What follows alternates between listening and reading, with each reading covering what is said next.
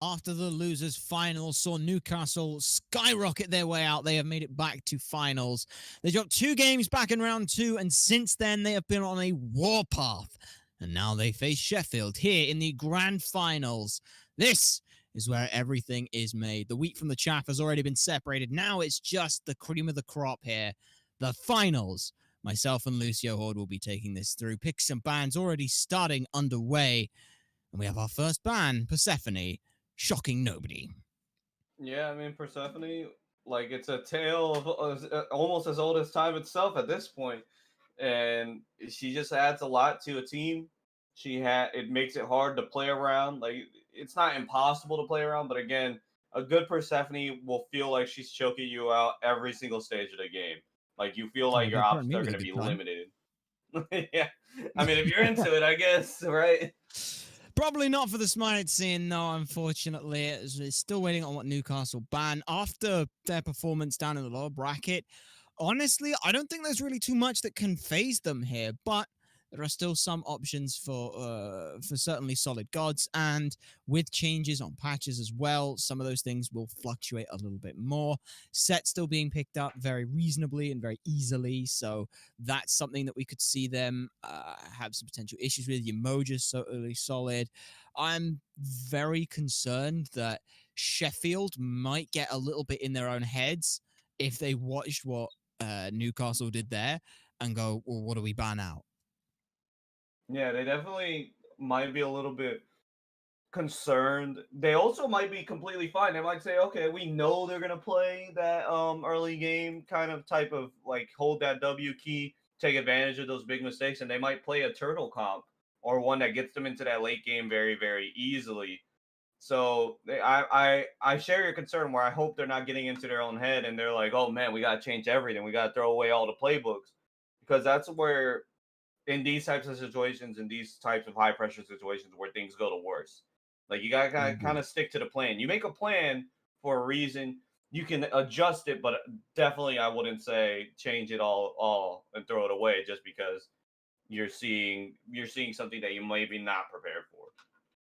Agreed. They are going into bank time as well on Newcastle for this, so they look like they want to just make sure that they've got absolutely everything on their docket. Whereas Sheffield, I I feel like it's Sheffield, especially for the first game. They're the ones who are already coming in with a 1 game advantage, so for them, there's a little less pressure for them. They have that little bit of play around to say, let's just sort of feel out how this one goes. If we go something standard and Newcastle pull out something ridiculous, we can adapt to that and go, right, it's an even playing field now. They don't have to worry as drastically. So for them, this is still a safe game for them. I think yeah, exactly. It's still a safe game. Yeah, it's not something that I would be doubly concerned. I wouldn't be crazy concerned about right now. And so I think right now they just kind of have to lock in, be ready to play the game that they want to play in this situation. Now, given the cup format does allow for a lot of opponent research, especially when you make it all the way to the finals, because you've seen them play in both the winners bracket, and if they've lost, you've seen them play in the losers bracket. So I do think that there is some room for you to like counter pick, counter ban, target ban, and all those types of things. But definitely not something I would be I wouldn't be so concerned about that as to lose kind of your identity of how you play. Yeah, and Sheffield definitely, like I said, don't want to get too far into their own heads. Newcastle, though, with the star power that they've got, with the way we saw them play the game 1 of the losers bracket, we saw so many different possible threats come out. Vaporish Coast able to do something great. Preds able to just absolutely step up. O'Connor from the solo lane could become an absolute monster for the team. So Sheffield, there are a lot of possible threats for them in terms of their bans. Aside from the straight meta things, is there anything that they can really look to try and counter ban out here? I mean, it's gonna be tough because, like you mentioned, there's just so many. How do you say threats? I mean, you definitely want to maybe pick up the Raw because why not? Like Raw is just good. He's just value. He fits almost every comp. Like you might as well take it. Nike wouldn't be a bad one to pick up. The Cthulhu would be a good one to ban as well. which kind of follows along banning out those meta things because you ban out Cthulhu. Now that's something that you could have played in anything. So we do see the other side of the bans is going to be that emoji that we were talking about earlier. And I like the They're emoji ban because if there's anything that stops a full on aggression, it's Emoji. Rivers Rebuke just stops it dead cold. A well placed Riptide, done. Agreed. Agreed. Very, very solid. As Sheffield do get their next ban in, they're going for another mage. Take that one out. That's the Chungar. Very solid look coming out from the wild cards. A lot of potential damage from the mid lane with the sustain. If we're going into a high physical comp, then picking up a third item, Breastplate of Valor, looks fantastic on them. And similar idea for Ra. If they need to get Dove, Breastplate of Valor still feels fine. And it's a laser chicken. Who doesn't want to play the laser chicken? Who doesn't want to play the laser chicken? Indeed. I mean, dude is so good. Like I think that Ra really has shown his worth, especially considering that he's one of the older gods in Smite. He's shown that hey, he can hang out with the best of them, and he just like I said has a lot of value. So I mean, and he's cool. He's always fun. You always feel satisfied when you hit that Raw snipe. Like you're like, Yeah, bro, you always he's will. dead, Always will. evaporated. It's one of the constants of Smite. Like, speed of light, certainly a constant. No, you can change that with a passive, but it's the idea that it'll always feel satisfying to play. It always feels nice to have just a solid damaging ability that goes bang, and you just gone. Sets the last ban that comes out, and Sheffield almost immediately snap lock in a hell here. Love that. I love that Hell is super good at stopping aggression, at keeping up aggression as well. She provides that dual capacity role, kind of just like her god concept. Um, That's true. so she can be there for that aggression. She could be there to dump massive amounts of damage early on. Or she can be like, oh man, they're fighting us. I guess I cleanse you. I guess I heal you. And that fight just kind of disapparates in front of the You opponent's will eyes. Now regret they getting do in pick my up a way. very solid first two Circuit Rom. Can't really complain about that. Rom gives you so much constant damage, really well done. And we've already seen what they can do with that Circuit. So I feel like that already speaks for itself. But just to give you a little teaser, if you didn't watch that, it good. It real good. It does a lot. Good, yes. And we've also seen, well, I don't expect this to necessarily go to Okana. They can flex it there if they need to. I would expect this one to stick with Preds, getting more use out of that anti-heal early to deal with the hell. Cupid Ganesh both locked in to solidify the dual lane for Sheffield. Versus the Rom, it should be able to hold its own for clear, but that is, of course, just facing the one Rom, and Newcastle still have the option for what they want to look at for their support to try and clear that out. Last pick, they've got options here. They're circling through. Is there anything in particular that you want to see locked in? Well, Well, I mean, I would have loved to be fair, this is exactly what I would have said. I would have said pick up the Cthulhu. There's no reason to Garib go on you because Hell's gonna cleanse the ultimate, and then you just feel dumb. Um, that's true. and Cthulhu, she can't really cleanse that. Like it's really hard to get the timer on that. You're too busy holding that W key to get away from Cthulhu, and you already got one of the best counters of Cthulhu out of the game. You got Rom on your side. You banned out Set that leaves open Nemesis, but we're going into the second banning phase, and it's something that you can get rid of if you're really that concerned about it.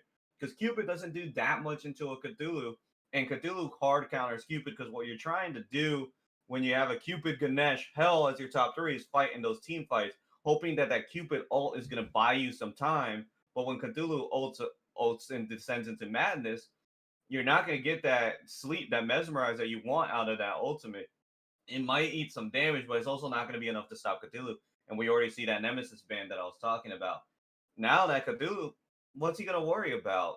I think the next best thing that you can pick up on the side here is maybe a Mercury, maybe something like this. Maybe. Maybe something like that. Maybe a Carly if she can stick on it. But there was even the option of Newcastle just saying, all right, let's just pick up the Nemesis. Hey, Ollie, you want to play Circuit support? And you could still run that. But they've opted to not worry about that. The Guan Yu ban, though, they've opted to make sure that Sheffield doesn't get any more sustain because their sustain. Yes, they've got Hell, but they've also got Cupid, who offers a fair bit as well in the middle of a team fight, just being able to deal with that. Merlin locked in for Newcastle. which is a nice look in the mid. A great Divine Ruin applier here. So many nice long-range damaging abilities, tick damage as well. I really like this Merlin pick. Yeah, and they set up the Merlin pick perfectly because what screws over a Merlin? Guan Yu. What did you get rid of? Guan Yu. On you. What's the other thing that screws over Merlin? Cthulhu. What did you get rid of? Cthulhu. It's on your side. So like that works out perfectly for you. The only thing you really have to worry about is your position in relativity to that Ganesh. If that Ganesh is in range to silence you, then you might have a problem. So, Mm. but that's still not as concerning as somebody like a Guan Yu who can just ult straight to you, make that beeline, or as concerning as a Cthulhu who can ult and just put out so much damage where you're trying to be that he kind of disapparates you.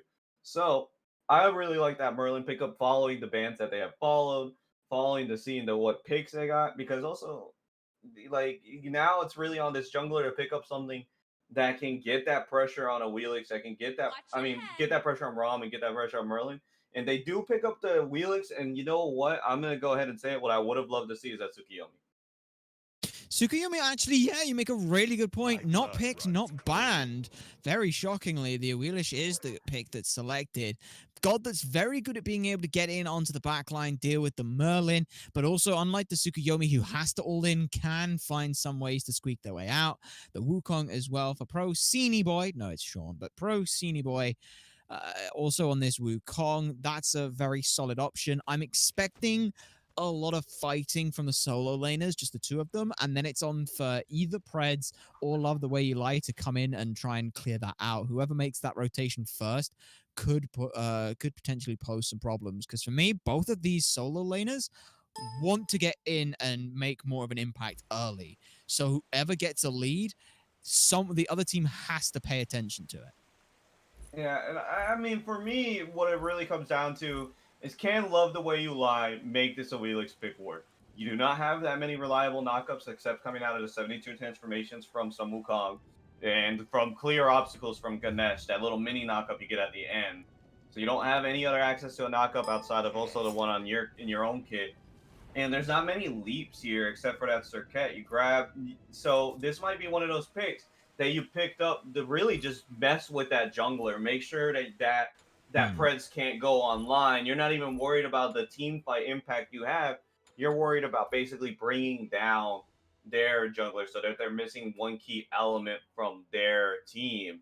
So it will come down for me to see how well this Awilix plays out in the overall game. Right. Yeah, it is for me, like I said, the tempo setter. Everything else from Sheffield kind of wants to wait around for sort of a mid-gamey team fight. Hell, gonna make sure that you're able to have gas for days on that side of thing, but it's the Sun Wukong and a Wheelish who are really going to be able to tip that edge. That's the car. Hell is the fuel. You just got to get it off the starting line and go in, because Newcastle, they're still also fairly fine for it. Aside from the Sobek, they're just totally fine to farm up. It's on Ollie to get some great plucks, which they certainly have the potential to be able to do. These Sobek, a lot of aggressive potential there, but if worse comes to worst, Victorious Coast just absolutely farms. Ollie then just uses everything defensively. Preds just farms. O'Connor just farms, and their late game does rival Sheffield, I feel. Yeah, I think it does. I think that Newcastle has a really good late game. In fact, I would say that they probably have a better late game, and that's mainly because of that Merlin and Rom will scale so well. Merlin's not going to be affected by an item, like for example, Hell gets affected by something like anti-heal. Cursed Donk is not going to be effective against Merlin. Merlin's also one of those characters that, if it were in a do or die situation, all that's standing between victory is maybe two guys on the side of Sheffield, and you have three on the side of Newcastle. Merlin can end that game because all he has to do is get into that Titan room. Yeah, it's almost like the Anubis Gambit. Get them in, let them just dump all the damage, and you can tear through a Titan. But level 2 already here in the dual lane for Newcastle. They're going to start this one off very strong. Rolling Assault in as well. Shell is almost gone. It does do a lot. Vapourish Coaster maybe taking a little bit too much damage here. So it puts them both very low. Matt Kirk on the Ganesh. unfortunate there. It just Newcastle were able to roam so much quicker down that lane. And look at this, Love the Way You Lie is already having to come over here to try and set up some kind of a gank. They will be there and Ollie will spot it out. But look at this, just looking straight at Love the Way You Lie, and they go, all right, I'm sorry, don't mind me, I'll just be leaving now, bye. Yeah, I mean, like, what are you gonna do? Go into a Sobek? Like, Sobek's just gonna beat you senseless. I mean, this is a guy who can play in the solo lane, so he's not gonna go down without a fight. And just really good use of aggression here early from Newcastle. Just something we've seen already before, and it's what you want to see, because if you're going against a sustain comp, you really want to burst them, especially early on before they get their abilities online, before they have the mana sustain to keep up using those abilities. Now Cupid doesn't suffer as much, of course, because of the way that Share the Love works out, but nonetheless, because he doesn't have Share the Love right now, that damage is going to force them to use pots, and that's what we see. Yeah, as you take a quick peek over in the solo lane, we do see it going about as what would be expected, that Wukong has better early clear, so we'll pressure that out just a little bit more. But O'Connor's totally fine with that and expected as much. Both of them, though, opting to go for these multi-pots here. Sometimes we see, after the changes, we've seen just boots one and then a chalice. Sometimes we see if they absolutely need huge sustain, we've seen health pots as well. But these multi-pots scream, I want to be aggressive. I need that HP now. I cannot afford to sit back and wait for it. Mm-hmm. And they also want to keep pressing the tempo. As we already see, a little invade comes down, not enough, doesn't manage to secure it. No, but we do see Love the Way You Lie here as well, just to show face. There was an invade from Newcastle over on the left-hand side, which Ollie has taken their purple buff away, which is a nice look. And so far, they still find themselves pretty much even in gold, slightly behind Sheffield, squeaking ahead, but to an amount that is not even worth a single ward for any one player. In fact, actually, Newcastle's still looking to be aggressive. Preds is roaming here. Not level 5 yet, but full warrior tabby. There's the blink in. Can't invade the buff, but he can't also leap away because he's got his dash forced. Nice madness there. Got to be very careful. Out comes the Descend the Madness, which is a very strong look. Shoshini does find it. Preds will fall, and that is first blood going the way of Sheffield. Yeah, super well done. Now Cthulhu looking for a revenge kill, does not manage to get it. That tower is still a formidable opponent. Turns that fight into a 3v1. Cthulhu's going to think better of it and fall back. Really nice awareness, though, of that Sun Wukong, because of the way that Sun Wukong was able to chase down that Serket, find the Serket, says, hey, look, Cthulhu's going to do Cthulhu stuff, and there's nothing I can do about that. If he kills a Wheelix, he kills a Wheelix, but at least I can get this Serket. Yeah, nice, a reasonable trade out there. And that's why we've seen this a wheelish pick, as Vaporish Coast gets a solo kill out coming down. Beads were used by the Cupid, and that result was just, hey, I'm going all in you. Vaporish Coast just beads, tanks the damage, and turns it around cleanly. So now they've got their ult in exchange for that. And it looks like the Cupid still didn't have beads available, so couldn't really defend any kind of... They couldn't just dash away. Yeah, and that's one of the things you gotta respect of Rom. Like, a lot of the times when you're in ADC and you're doing that 1v1 fight, what makes the difference is that one creep that's literally in your way. Now, we do get to see Stumblecom Fluff does not manage to get the 72 returns formations online until instead gets a CC chain, and Merlin's gonna go ahead and grab that kill. Newcastle just constantly on a roaming warpath now. This comp, they've said, fine, we're not going to make, late game. This hell kind of wants to set up a fair bit of damage, so they are trying to just fight early and often and use this idea of Preds being able to roam around more effectively. We are going to see Sheffield try and start something on the left-hand side. Love the way you lie. Went for a potential invade, and then as soon as Vaporish Ghost turned up, just look at this damage output potential. Now in mid, a good ohm. Might buy Wobbly Fish a little bit of time, but it doesn't. Ardun finds the last shot. 2 kills now from Merlin. 3-1 reads the scoreline in Newcastle's favor, and they are starting to pull ahead with more of a lead. Almost 1,000 gold here. Yeah, and you can't discount I was just about to mention it. You can't really discount the impact that Preds has been having in this game. his It's been rotations incredible. have been absolutely perfectly timed. He is finding good targets. He's finding good CC. Essentially, at this point, you know, we already know that even regardless, if I'm Sheffield, even if I win, next game I'm banning out Circuit. I don't want I to can see see it. why, yeah. I don't want to Um, see it. Circuit is a problem that right now Sheffield simply does not have answers to. Now maybe when we get into that team fight, it'll be different because you'll have Held for the cleanse, you'll have Ganesh for the silence, so you'll have a little bit of options, and you'll have a Wheelix to bring her back in. So you will have a little bit more options Mid-game fights. in those mid game fights. But right now, it's just so oppressive for Sheffield to kind of get any value. What was just barely a 50 goal lead is now transitioning into that 1K goal lead.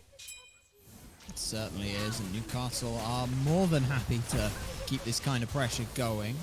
We are seeing some items start to come online, are done with this magical focus here. I'd imagine that's got to be the Divine Rune first item, but solo lane-wise, 2v2 coming in.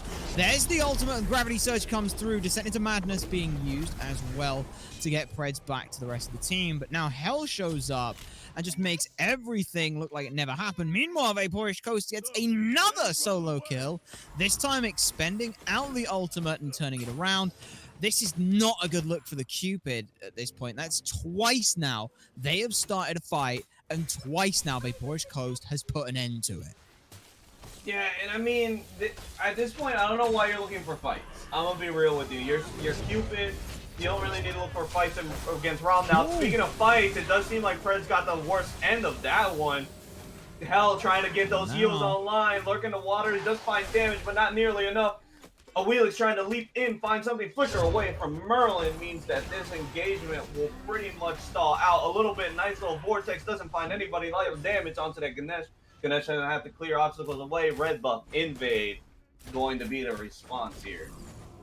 And this is now something that Arden can do. Arden can fight into this hell. They've got more than enough anti-heal at this point. Cupid might just have signed their own death, trying to save a red buff. Arden secures the final hit on that, but no one from Sheffield was even around to try and defend that. So I'm very confused what it is this Cupid is trying to do right now. If they want to make a hero play, farm up, hit level 20, and show up to those fights.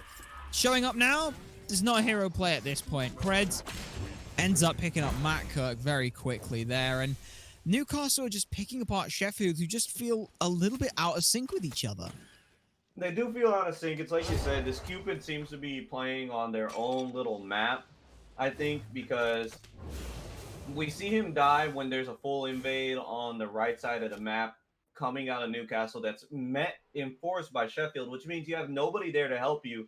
Rom already has a lead on you, which means you shouldn't be taking that fight. Takes the fight, dies, then goes and tries to help with the red buff invade when really he should have been looking at that wave farm, basically saying, hey, look, this is a perfect opportunity for me to get some levels. Maybe I look for an invade on the side of the other map.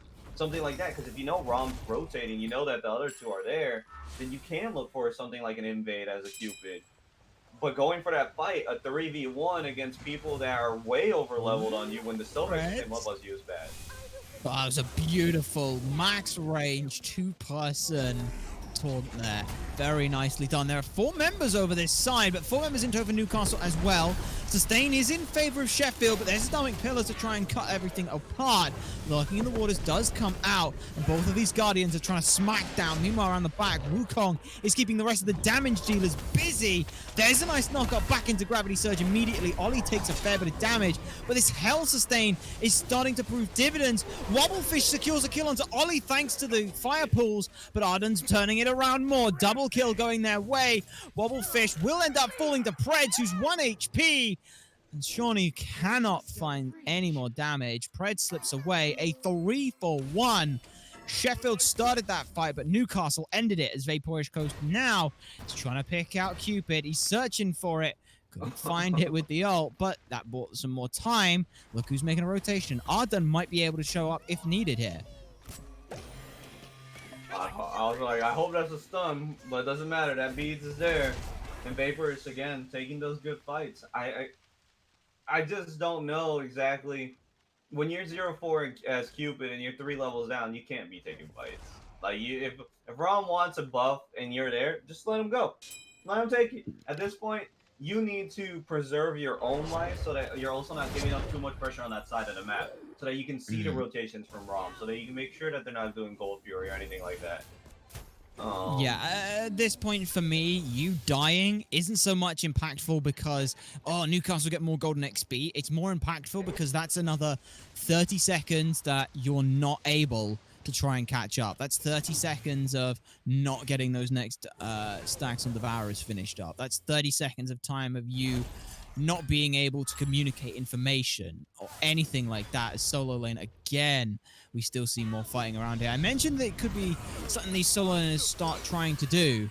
O'Connor now with 2 items in tow is on a very good spot to start this up. Matt Kirk forced to ult immediately defensively. Fields of Love comes out as well, looking for something, and Ollie will find that one. Still trying to set up more for a Fury here. Now, everyone on Sheffield does know that this is happening, but I'm not too sure that they have the power to be able to stop this. There are 3 members around. Preds has found the Helm. That's a problem for them. Beat is used, but they're pulled back in from a beautiful Vortex. Arden takes down Wobblefish, and all the sustain is gone. All 5 members from Newcastle are here, and they're just turning tail on every single member of Sheffield. The moment someone shows up, they are gone. Vaporish Coast looking for the snipes, and he gets it thanks to the harpies that automatically aggro. Brilliant work there. 3 members now gone, and we're only 2 more members remaining. Wukong is hard split pushing on the right-hand side. Matt Kirk is talking about saying, yeah, we know where they are. They're on Gold Fury. That's great. I ain't going in there. There's nothing I can do. Gold Fury goes Newcastle's way as they break 6,000 gold lead. Yeah, I mean, things are turning tough for Sheffield. I think they really need to hunker down and relax. Take a deep breath. Don't fall into the trap of having to fight an early comp. Don't fight a comp that's going to be designed to fight early. Even though we said at the beginning, this is not Newcastle had the later game comp than Sheffield. Newcastle's play style has forced that into an early play style, which means that Sheffield, they kind of have to hunker down because they're not ahead. They are behind in every single category that you can possibly think of. And so right now, they have to desperately at least try to get that one lead that really can disaberate, which is that XP lead. You're trying to get that at level 20 and then fight around the team fights, because you do have a strong team fight. You'll have the proper itemization to give yourself the options necessary to come out on top. But right now, that's just not it. Like, you're 2 levels behind on the solo lane. You are 3 levels behind in the jungle, 4 levels behind in the mid lane. It's just not looking good. You will not win these fights. Certainly not. The best they're going to have to hope is something good under the tower. They've got a bit of CC if they can find it. But meanwhile, 2 members on the left-hand side. Fields of Love is burnt, but the last breath has been drawn for the Cupid. They are going down, but more members are trying to return a retribution here. Out comes a Feather Step, which is good. The ultimate as well, Dominic Pillars cuts off a path, but Vaporish Coast is on a rampage. Love the way you lie is gone. Hell gets clipped by Arden's damage, and that's good for them. Newcastle, what started off as a simple bait in Cupid and then retreat, Sheffield try to return the favor, but cannot find the damage. Newcastle now not only splitting down the left-hand side, but Cthulhu's tapping on the right side tower as well. Arden finds another kill, 8-0-5 at this point, and Wukong showed up to the left-hand side, buddy. That is 100% gone there. Good Arc Swarm buys them a little bit of time, but now Oiley's got the ultimate available, and so they are just absolutely gone. Sean cannot save anyone at this point. Yeah, and things are really not looking good for Sheffield here. And honestly, this might be the point in the game where you have to wait on a mistake coming out of Newcastle. You can't force mistakes. You literally have to sit on your hands on this one and try to farm up and just kind of let Newcastle force themselves into a mistake. And start thinking about maybe what you have to adjust for game 2 here, or technically game 3, but what you have to adjust for it, because right now this is turning into a game that's looking more and more unwinnable for Sheffield. I won't say completely unwinnable because you can't really predict that. But again, they have to play it perfectly while waiting for Newcastle to make some sort of mistake. And Newcastle does not look like they're in the business to make mistakes right now. Certainly not, especially the way Preds is building at this point. The Sledge, Gladiator Shield, both of these items not only giving you very large amounts of power, but opting you to be able to just burn through literally anyone. Arda now divine coming into Love the Way You Lie. This counter pick has not been able to find any kind of footing at all.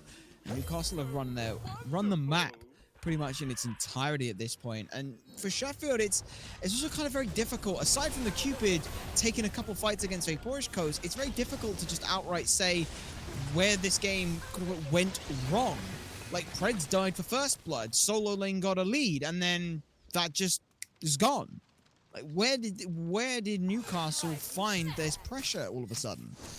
Right here. You've seen it right in live action. Preds on this circuit has been able to find really good rotations, impactful rotations.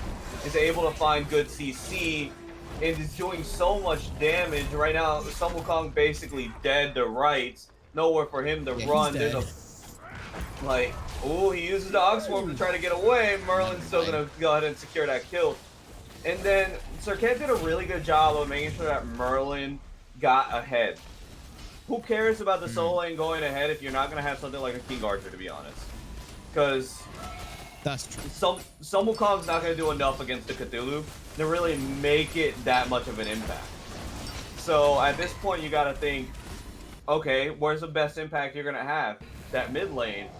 Merlin got ahead. Hell's now behind. Hell can't really do what she does best, which is heal, because there's so much of a difference between those health bars. Like, they just get bursted too quick. Hell can't heal them.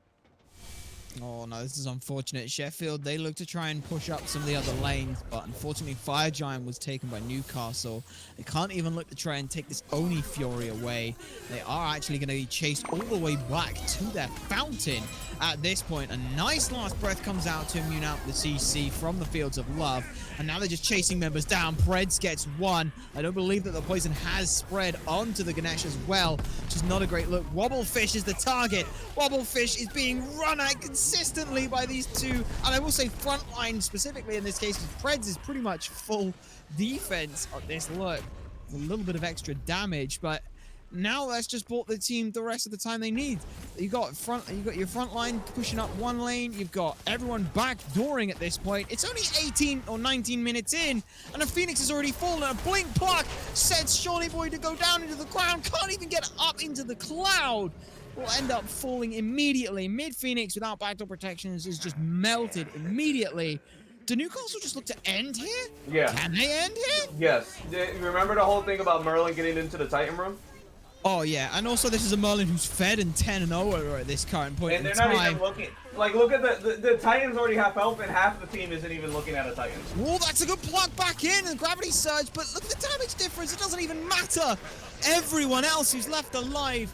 Sheffield try with all their might to try and wrestle back some kind of control in the throne room. But they have lost their level or their game advantage. Newcastle tie up the scoreline.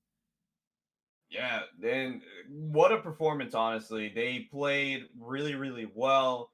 They were able to find pressure early. And it's kind of like I was saying, I think Preds really showed that circuit needs to go. Because it's not only Preds that can use it. Like you said, Okana can also use it. Just get rid of it. Just delete it from the game, so that way you can have a little bit more time to kind of play it out, because the impact between those two jungles was really felt through that mid lane. Mid lane for Newcastle is able to get a five level lead towards the end. And that is due in no small part because of Circuit's ability to rotate to that mid lane, find Hell, put her in a bad position, let her eat every single tick of Merlin damage, and just die. And it kept on happening and repeat. The fact that also Vaporish Coast was able to find those solo kills in that duo lane and keep it up meant that they didn't even that Newcastle didn't have to worry about going to that duo lane. They didn't have to worry about, oh, do I rotate? No, they just left it alone, which allowed Circuit to focus on 2 lanes only, mid and solo.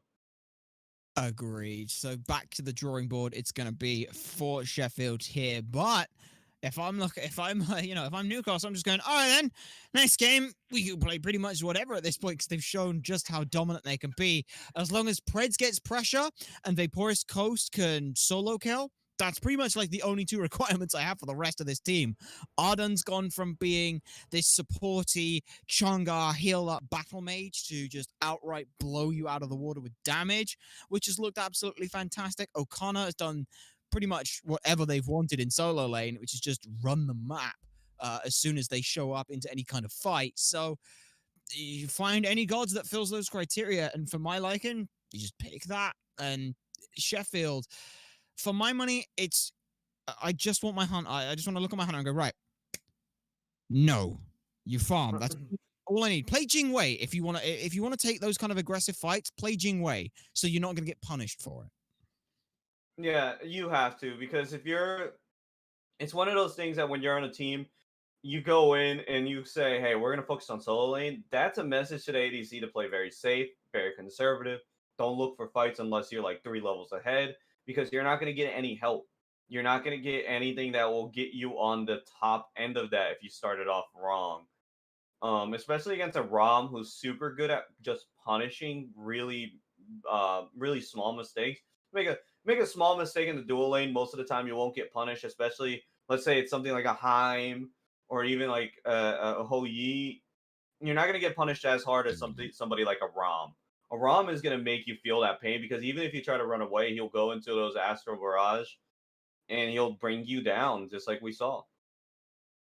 Certainly on that situation. And we are going to go ahead and get things set up for the next game. But to do that, we're going to have to go and throw it to a quick break. So don't go anywhere. You do not want to miss this next match. Blistering pace for the first game. Newcastle are able to tie up the scoreline here in the grand finals at 1-1. And now they are on to take on the first pick here in the next game. So far, everything actually is going at a blistering pace. Bans already. It's back to the 4th ban. Yeah, I mean, to be fair, Persephone, Yamoja, not hard bans to think about. Ra, also not a hard ban to think about. Just ban them out.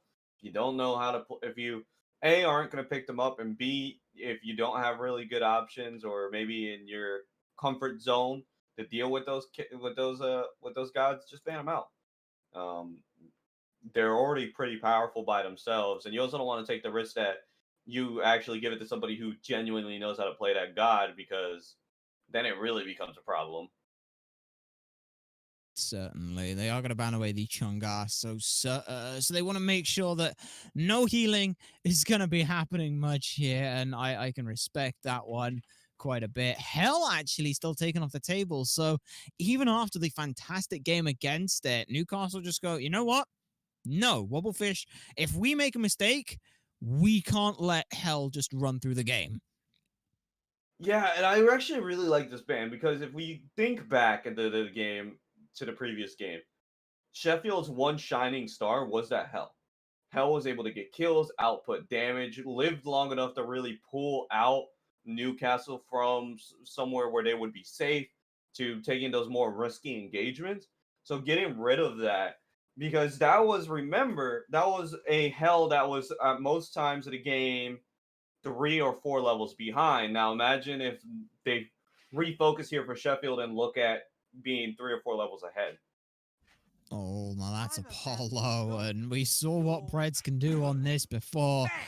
That's the weird thing. I look at this Apollo and go, oh yeah, there's a jungle pick done, but it makes so much sense to do this. The first pick, though, there were a lot of options here. Was that really wise? You just gave up Cthulhu Circuit.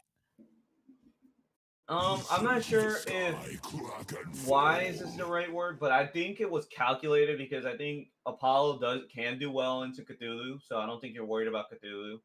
The Circuit maybe you're a little bit more worried about, but if Apollo times the mesmerize, and you do give it to if you give it to somebody like Preds, this is the beauty of it. Give it to somebody like Preds who's extremely comfortable with Circuit. He's also going to be extremely comfortable knowing how to counter Circuit, so he's not too worried about the enemy team getting Circuit. And then you pick up a King Arthur as well, where you can literally take Circuit up in for a trip. and probably kill her on the way down. That's really good. That sets up, if they decide to go with this stealth that they're hovering, that also can help set up those stealth snipes.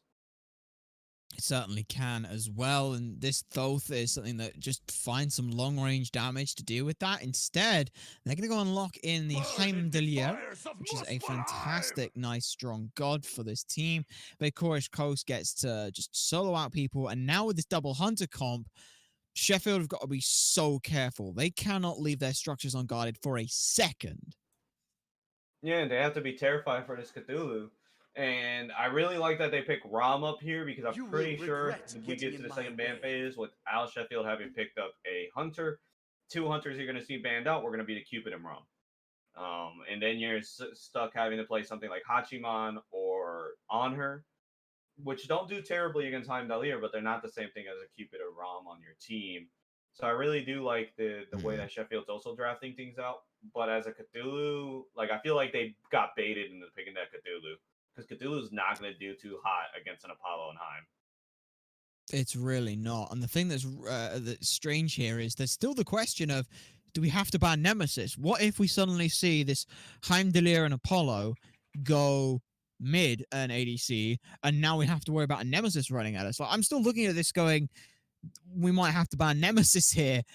Or do we have to ban Fafnir because otherwise they're going to pick that up? And there's so many scary things. The Merlin was a correct choice in a ban, seeing how Arden played with that last game. But it just feels like at this point, whatever they pick, there is a choice that's going to go, nah, it was a bad idea. I guess the only thing you could really do is ban a mid laner, pick up the Fafnir yourself for this, but then how well are you going to really play with the Fafnir yourself? Or you could ban out a mid laner. Well, they decide to ban out Nike, but you could also pick up Nemesis. Serket could be back into the olden days and go back into that support lane. You could very well end up seeing that situation. The last ban is on the side of Newcastle to decide here. They've opted for the Kepri ban, which makes a lot of sense. They don't want to get any of those awkward revives going off. If they still want to go for supports, then, well, there's not really too much up there that you could really think of. Maybe the Sobek gets taken away here if you don't want to run that yourself. Yeah, maybe you get rid of the Sobek. I think Sobek does give a lot for them. They do end up grabbing Ganesh here on the side of Sheffield. And I like the Ganesh still. You know, I think it can do what it needs to do. It hurts King Arthur a lot when he tries to go in. Yeah. It hurt Apollo as well because he goes in with his ultimate. Ganesh can just silence him on landing.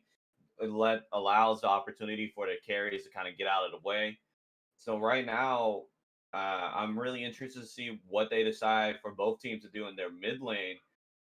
I'm still not feeling too hot about Sheffield's chances right now, mainly because I think that Newcastle did draft a squad that will do really well into this Sheffield comp. Watch my name. And there's the Kuzenbo pick, which is a nice big disruption to anything that the back line or even the front line want to do. And we're seeing a pretty prime special here. Vulcan locked in. I was curious myself. We saw the Thoth hover, whether or not that was going to get locked in. There were a couple of options, but they're going to go ahead and lock in this Vulcan here. Now, I don't know about you, but Pretty Prime isn't on this side. Is the Vulcan still good here? Okay.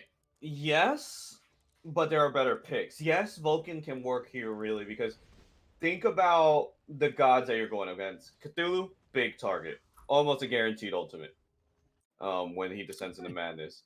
Ganesh, another big target, almost guaranteed for an ultimate as well because his movement ability isn't nearly as good as it could be, and usually he's putting himself in bad positions when he's trying to be aggressive. If Rom goes into that ultimate, that Vulcan's just gonna look and be like, is he gonna up down? Like the only thing that Rom can do is up down, in which you still win because you just forced him to up down and you didn't lose your ultimate, or he shoots all three shots and you just shoot your ultimate right before that, right as that third shot goes out, so that you can hit it. It's a tough situation. It's a really good pickup as well because it gives you that objective secure that team was lacking. Because who you're going to use to secure an objective if you're contesting it, it's not going to be a Heim because Heim's ultimate again is more about doing damage to gods. Kuzumbo can maybe do that, but you want to really use his Watery Grave as a disrupt. Apollo's Through the Sky is too slow unless you're hovering him, which then he's not there for the constant damage. And Arthur's also not going to be doing that objective secure. Vulcan gives you that, and it means that you can also do that as a way of zoning off opponents as well. So I actually really don't hate the Vulcan, because the difference between that and, like, let's say a Thoth is that Thoth can hit the objective or the gods. Vulcan can hit both. Whereas the Vulcan couldn't go ahead and hit everything with the circle. I'm feeling it, then. I'm feeling it. You have convinced me that the Vulcan could end up working out. The last pick that we saw from Sheffield was Agni. So very, very different looks here for this mid lane in both aspects. The Merlin all-in, blow someone up late game and just continually spam out the kit. Now we're looking at this Vulcan who's a lot more methodical, has to plan out a little bit more so. Whereas Wobblefish on the other side of this, full-on damage at this point. As soon as level 5 hits, that's go time. We do see, though, it looks like Arden started with the 2. As they started off in lane, we can still see that turret just sitting around a touch. Was that or no? That is actually a ward, excuse me. So no, opted for the 1, the backfire. I was a little upset if he started with a 2, but it makes more sense now. It was a ward. I got debated. You got baited. I mean, look, those wards are tricky. They always trick me up all the time. We do see level 2 again hit by Sheffield first on this duo side. Doesn't really amount to anything. That's the ROM for you right now. Unfortunately, though, really anything that they're going to be able to do. We do see Love the Way You Lie, though, again, looking to try and take this 1 minute 11 second rotation over. We saw this last game when they couldn't really look to fight in. Sheffield, though, this time, they're going to go all in. Oily ends up eating a good bit of CC, gets the dash caught as well by the Cobra's Kiss. Now Vaporish Coast is doing what they can to put back damage. In fact, actually, Matt Kirk's forced to shell. Wow. And Vaporish Coast with one final axe swing takes first blood. Again, this Vaporish Coast kid just does not miss. Look, I don't even know what to say. Why did I Love the Way You Lie just leave? He just straight up left. Yeah. And he just left his duo lane to just die. Like, you gotta at least try to help them. Oh no, man. Preds is going to be able to just walk this one away. Both with speed buff, there's no point Benny healing this one for now. Now there's pressure back in duo lane is absolutely silly levels at this point. It's sort of like Matt Kirk and the ROM, everything looked amazing. You have insane clear, you have a great rotation coming through to put pressure, and then just you look at this and the target selection was just kind of all over the place. Oily ends up being able to tank a huge amount thanks to that water goal passive, giving them so much mitigation. Whereas Vaporish Coast gets the free cast, and then just Matt Kirk ends up eating too much damage, can't shell to get anyone back in time. Rom's still looking for the kill, and it's just all over the place. Now, though, Oily might finally end up falling here, but no, they end up splitting off away. Vaporish Coast is trying to put some damage in 2v1, can't get it, but thanks to that Bifrost Crystal, is able to just disappear out of that one. So not only putting members low, but using that auto attack reset was actually able to buy them a way out. Yeah, that's just, it's unfortunate right now that they just can't find anything in this dual lane. I don't know what's going on. We're not, there's not communication maybe? Like, what's going on here from Sheffield that these are just dropped kills, to be real with you. Completely dropped. You know, you have Ganesh chasing the Kuzumbo. You have Serket leaving the dual lane to die while Vaporish Coast is just free casting. It does not seem coordinated at all, and it just seems like Newcastle's taking advantage of bad communication. Oh, hey, Preds, going off for a little explore around the jungle. There's the ult down, but if an Apollo ults in the jungle and no one is around to see it, did he really ult? Is the question on everyone's lips. Wobblefish, though, for now, is just trying to farm up and hit that level 5. They have now got that, but we saw the Arden just using the ult for the other option you've got, which is just, I want to go back to base now. Let me just nuke the wave real quick. get that all finished up, and then head back to base. So full boots online. We can see most of the boots now being finished off. Newcastle found themselves up over 1,000 gold here, about 1,500, even after the first blood. That's still a good look for the way that this team's playing. Couple level leads here and there, but that should be closing the gap shortly here. Love the way you lie and Matt Kirk, the only two needing ults. And after that, does anyone really want to start taking fights here once they've all got ults online now? When they start, I mean, I think it's tough to say. Newcastle can play around through Preds now that he has ultimate. You know, you can play through his through the skies, and then you can line that up with Vulcan's ultimate. But I think Sheffield here is actually the one that's more pressed to play around through ultimates. When you have an Agni who always has an ult up, you have a Circuit that can guarantee that Agni bombs hit, you have Cthulhu that can descend into madness, and Dharmic Pillars, you're in a really good place. When in comparison, Newcastle's really most impactful ults are going to be Heimdallir's, which can be beads, the Watery Grave, which can also be beads, and Vulcan's ult, which can be walked away from, and maybe through the skies. So I do think that with ultimates, this is the opportunity that Sheffield kind of needs.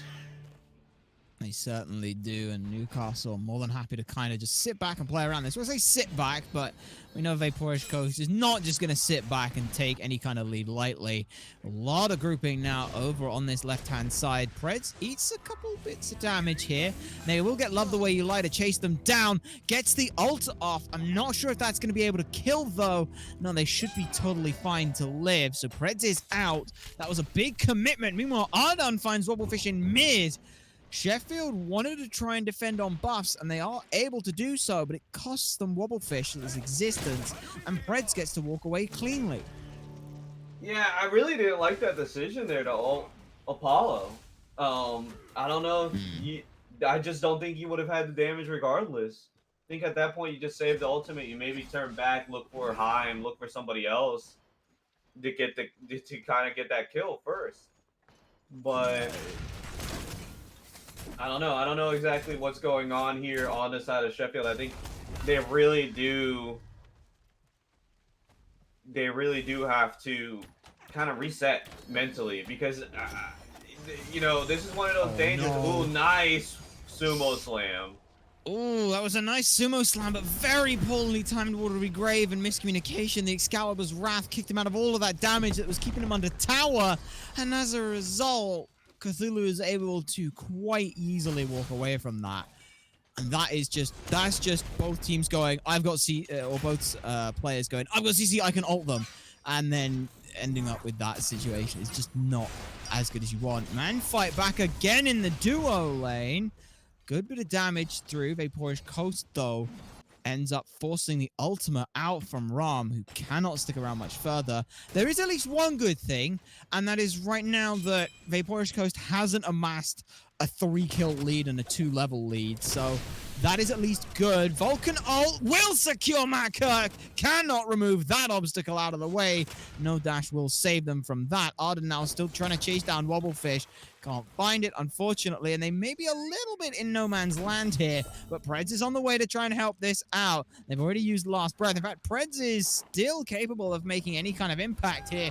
Goes one way, but dives under the tier 1 tower in the duo lane. Needs one more auto and will get it. May have to pay with their life, but no, totally calculated. 100 HP, all you need. All you need. I mean, hey, look, almost dead does not equal dead in this game.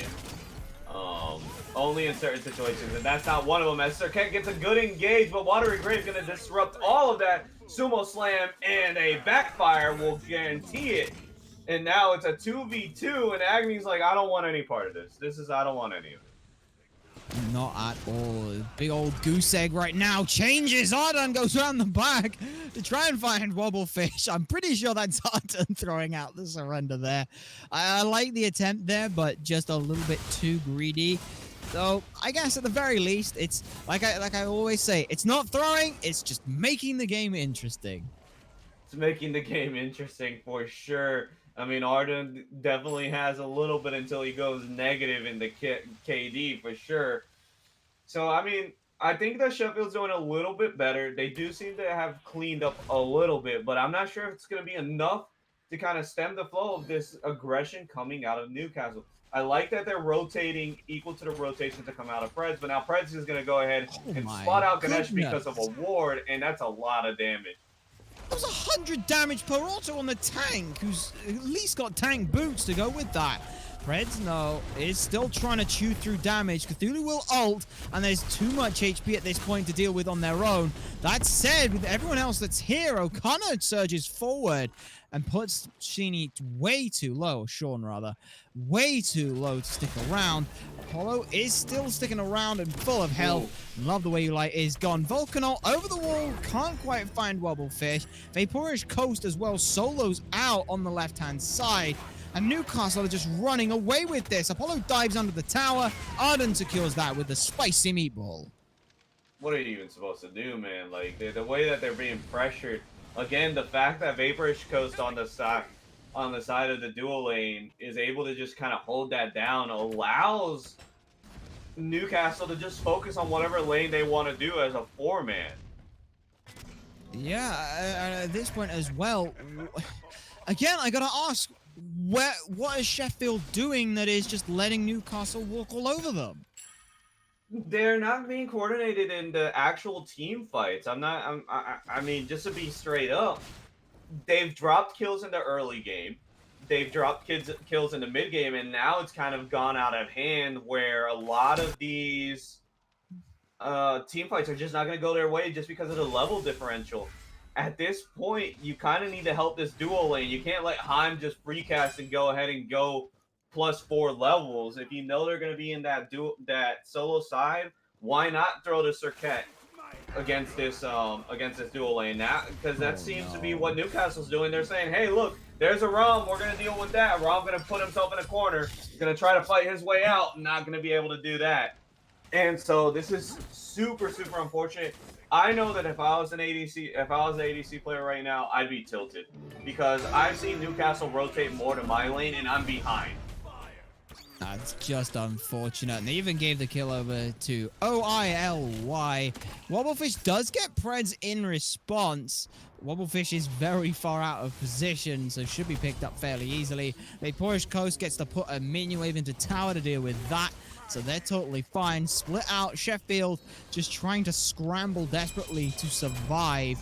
And look at this. Penny, get the Penny Hill music queued up. Wobblefish is trying to do what they can, but Vaporish Coast comes back from base and sets that one up. Now, bearing in mind, we are not only 12 minutes in, but there are no objectives have been taken at all. All of this lead that Newcastle have of 8,000 gold here is absolutely incredible. This has just come from pure fighting at this point. Well, he does go for the Watery Grave, and he's actually trying to turn it around. I love the way you lie. Will change themselves out, but that is a jungler for the support, and you are laugh spamming all the way through your respawn timer for that one. Bro, what do you even do? You drop 2 ultimates. You drop 2 ultimates on the Kuzumo, and the Kuzumo still got a kill on the other end. What are you gonna do at that point? Oh, yeah, nice reset.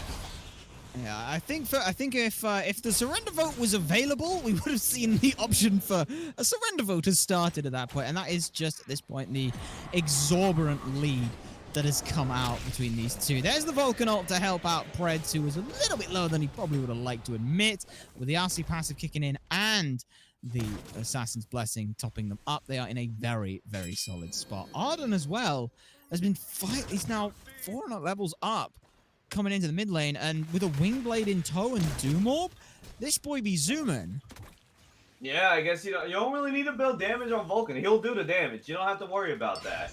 Yeah, I mean, you gotta worry about not having an escape and being able to chase those kills. Ooh, Rom is as good as dead, I think, here. Gotta hit that third tonight. He knows it. Preds. Right. Oh, no, sorry, Preds. Vaporish Coast doesn't even have to turn around for the ultimate. Matt Kirk is there, and Vaporish Coast will doot the horn and grab that. Now he will baseball bat away Matt Kirk to try and set up the rest of the team to come in. They have returned from their one-way trip. Unfortunately, it might not be enough to get them out of this. Nope, that's a double kill for Vaporish Coast, and, well, the entire map is laid bare for Newcastle to do whatever they want. Ollie is just off doing whatever the hell they want at this point. He's going back for another repeat 2v2 here, or 2v1 here. Oh, he might pay with this one for his life, though. Vulcan looking to get that kill on Serket, not able to do it. Descendant, the man is still putting out lots of damage on Vulcan. Vulcan zooming, though. Gets that backfire online, drops a turret. Serket looking for something, not able to find the madness taunt. The ultimate from Vulcan, not gonna find anybody, but Pred's able to find Wobble Fish. Preds, you can't do Fire Giant. All right, I expected him to almost to die there to the Fire Giant, but nope. Does back it off. Blink in from the Cthulhu, gets crippled, so he can't get off the rushing Terror. Out comes Excalibur's Wrath. There is no follow-up to find it, but O'Connor's more than happy to finish that one themselves. Out comes the Bug Zapper that doesn't do anywhere near enough damage. Glad Shield online, and O'Connor picks up a double kill.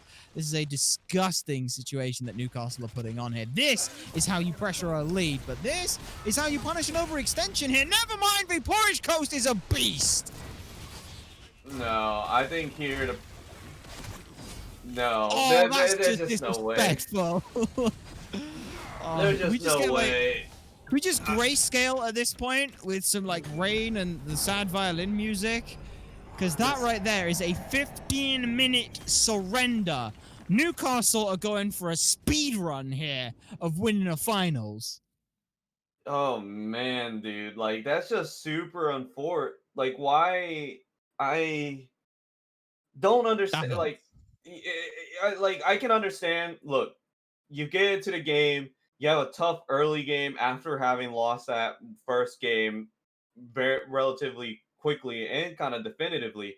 You're tilted going into the second game, but you gotta, breathe. You gotta breathe, reset mentally. Don't let that get to you, because I saw way too many sloppy engages, way too many sloppy fights, ults. Like, it was all really sloppy. And this is a team that's in the finals. This is a team that can play to the quality that they're known for. And so I think what's really getting to them is that mental game. It's not that they're not capable. It's that right now they're just so focused on, oh man, this is going bad for us. We got to make something happen. We got to make something happen. We got to make something happen. And really what they're doing is feeding kills back into Newcastle, which is exactly what they want. Newcastle is determining the pace, and you're dancing according to their pace. You're letting them take the lead, which leaves no option for you to act proactively. You're just reacting. Well, with that game, we are now in a pole position for Newcastle to swing back through and take this championships for themselves. It's pretty much now do or die. Sheffield have to find something, anything, to hold on to move forward into the next game, which we'll be bringing to you shortly after a quick little break. Match point is on the line. Newcastle need one more game and they will take the championship title for themselves. Sheffield, a hope, a wish, a prayer, a dream, a fortune cookie. They need something to come back from this. 2 games now have been under 20 minutes. That, I don't care who you are, is a mentally taxing situation to find themselves in. And now they're facing down another second pick here. Yes, they are. And we see the same bands coming out as the last few games. We see Persephone, Yamoja, Chang'e, and Ra going down. And now, hell, again, same band we saw last time. Makes sense. You want to get rid of it. You got to get rid of all the healings. If it ain't broke, don't fix it. At this point, I'm terrified of the phrase salty run back, but Newcastle are totally fine with this. And Sheffield, I don't care if the god's in like flavor of the month or meta, whatever. If you've got a god that you're just super comfortable on, play it. Play it right now. This is the time to pull it out. Yeah, this is the time. This is the time where you really have to focus up, play your game. Stop focusing on what Newcastle is doing. In terms of, like, don't let them pressure you into fighting them in those early game fights, fighting them when you are behind. Focus on playing your game. Focus on getting to that mid and late game. We haven't even seen a late game yet, so we don't even know if Sheffield does better in the late game. But I'm gonna bank on that they do. Game. We've barely seen a mid game. you gotta get them out of this because we've seen. There's one thing that's for certain, and it's that Newcastle dominates the early game. You can't let They them do that. certainly do. They certainly do. The Apollo ban coming out, they don't want Preds to get that back. We do see the circuit hover, but instead, they're just sort of flipping around, seeing what they do want to go. And they are going to lock in the Nike, though. Last time we saw this was run by Ollie as the frontline support for this lot. But again, with so many things on the table, I can't even be like, oh, if Newcastle made a bad choice with the first pick, because it doesn't matter. Circuit's not super first pick, first ban worthy, yet that was also being hovered as well. And that just ran the game last time. So it's very, very scary here.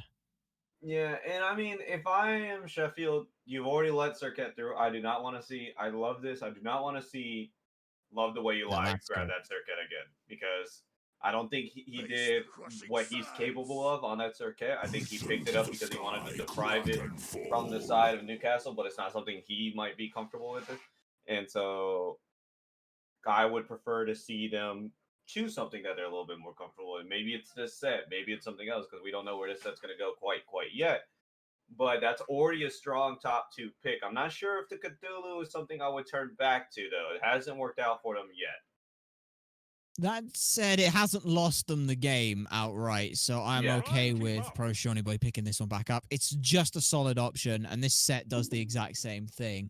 A Thoth pickup here, though. We saw it hovered last game before it was exchanged away for the Vulcan, and now Vaporish Coast, or honestly, or Preds, is going to flex out the Ulra here. This is very, very dangerous. Ulra will just decimate you the moment he gets any kind of a lead. And Preds or Vaporish Coast will quite happily take a lead whatever they want. Yeah, and I do not like this hover right now for Ao Kwong. Okay, thank God. But going back to the Uller, Vaporshkos has already kind of put out the message that he can dominate that lane. Uller is a god that when you are dominating, you can only win more on Uller, and you keep on winning. And it's also something that aligns up for that earlier game because Uller has that earlier game because of the fact that his stance switch gives him more abilities earlier on. It does let him play a little earlier than most ADCs. So I really like this pickup for what Newcastle tries to do. I like Sheffield picking up this Sobek though because that is a good guy to kind of Great help luck. deal with major aggression. Nike comes in, knock up, pull her out, Doph out. You want to get Doph out of position. But the only thing that concerns me though is that Sobek traditionally is going to be that aggressive support. He's going to be looking the W key. So Sheffield A needs to be ready for that if that's what they want to do. But if that's not what they want to do, then it's on the Sobek to make sure that they're not mentally saying, "Oh, let me go be aggressive," when in reality you're Right. trying to play a little bit behind. All right, well, the last set of bans come through. The Circuit Guan Yu taken off the table from Sheffield. Newcastle respond by getting rid of a good Ulra counter in the Cupid. So this does lead me to believe that Vaporish will be the one picking up this Ulra. The Merlin as well is a nice way to deal with it. But no, we're not going to see a Ram. We are going to see the Onha. This is a man lane now. All bets are off. They're just full on fighting. And with a Sobek on her, that is a disgusting amount of not only displacement, but pure unbridled damage. Pure unbridled damage for sure, and also a lot of Do it. CC immunity. Lock in that Anubis. Do it. I dare you. I double dog dare you. We see now that they instead go grab that Ymir. Bologna's a god that I'm actually really excited to see how Bologna does in the competitive scene because of the few buffs that she got, but they were numerous, and even though they weren't necessarily that impactful, it might be just enough to get her to be where she is, to be in a more meta position where she at least is playable and you're not losing out on much. So I'm excited to see how Bologna does. We don't know where she's gonna go. She could go into the jungle. She can go into solo lane, and I've even seen it played in support. I've even seen it played in mid, but I don't know what that dude was on. It wasn't good, but at least I can see it in support solo in the jungle. There's a lot of good options here. We didn't also mention the Ymir. Recently did get a buff, able to put those walls over, well, other walls at this point, but also as well still has a flex potential to the solo lane. Against Cthulhu, you've got a good bit of CC, and the damage reduction you apply is just a little bit better than how Cthulhu needs to do it, in my opinion. 20% damage reduction versus the 10% consistent on every ability damage reduction. It feels a little better for my liking here. It does, and now we do see that Prince is going to be the one running that Bologna in the jungle. Uh, I'm excited. I think that Bologna jungle is something that a lot of people are not comfortable facing, that people don't know how to really manage. So when she does that Eagles rally over a wall, you get stunned out, and before you know it, you're just taking so much damage from the bludgeon. Then she's going to chase you down with her little shield. Does not feel good. That's to say the least. But this is a super aggressive comp coming out of Newcastle. It's something that's to be expected. And I expect to see them look for fights early on. You have a Ymir Uller lane. As soon as you get one stun, you got the next one. And then you get to go for more damage coming out of that Uller. You get the Frostbite passive coming out of Ymir. But that Ymir will... Oh, it's actually not a Ymir Uller lane. I really ran on that and didn't really connect. I lagged out mentally. It's actually gonna be that Nike in the Thoth in the duo lane and Uller in the mid. I've just completely mentally must have checked out and didn't read a daggone thing. But nonetheless, this will be even super more interesting because how are they gonna be able to deal with the amount of damage that's gonna come out of a Thoth with hieroglyphic assault as he's clearing out those waves? Yeah, this feels a lot like the magical equivalent of the Ram early. It's just spam out one as often as you can, keep that going, and you'll be fine. I think Ollie just cancelled out his one, but the idea there is I think it's slightly more DPS to just basic attack it in the early. I might be wrong on that, but someone in chat who obviously knows the answer will tell me, but for now, both lanes start up fairly evenly. No knock-up going through with the knock-up immunity. Level 2's hit already for Newcastle. And the last time this happened, they were punishing very aggressively. And we can see that's exactly what they're doing again. Sheffield already forced to shell. And it seems like every game, this duo lane for Newcastle has just outstripped, outfarmed, outpressured Sheffield. Yeah, it's just been a matter of they're able to rotate a little bit quicker. They pick high pressure guys. They get that damage early now. As we see damage early is going into this mid lane. As both sides at half health. Looks to be that way on this, and now because of the pressure that's happening in mid lane, there's no rotation coming out from Love the Way You Lie. This Ulra is going aggressive with the Bologna in tow, looking for a couple more hits, and they will hit it with a hammer. Love the Way You Lie falls down. Preds keeping on the hunt. Yeah, good invade, well executed. Nice leap over the wall, gets the kill. Wow, what a play from Uller. Catches that Agni completely off guard. Absolutely incredible work. The Transcendence 2 online as well. Just looking for outright pure pressure. Mid lane now, the lane which is getting put behind. Preds is on... Preds can play whatever the hell they like, if I'm perfectly honest. The Bologna as well. Stone-cutting sword, Void Shield, throw an Executioner in there. This is a disgusting comp that just makes Arden do ridiculous amounts of damage. It makes Ollie's damage ridiculous. And it's still a problem to deal with as Vapourish Coast evade and punishes through the Glyph of Pain and grabs a kill under the tower. That's how you dive a tower and be aggressive early.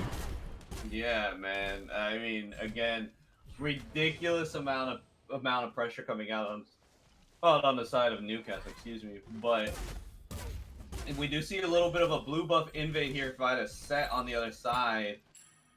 Not sure if you confirmed that one, but nonetheless, we have that fight.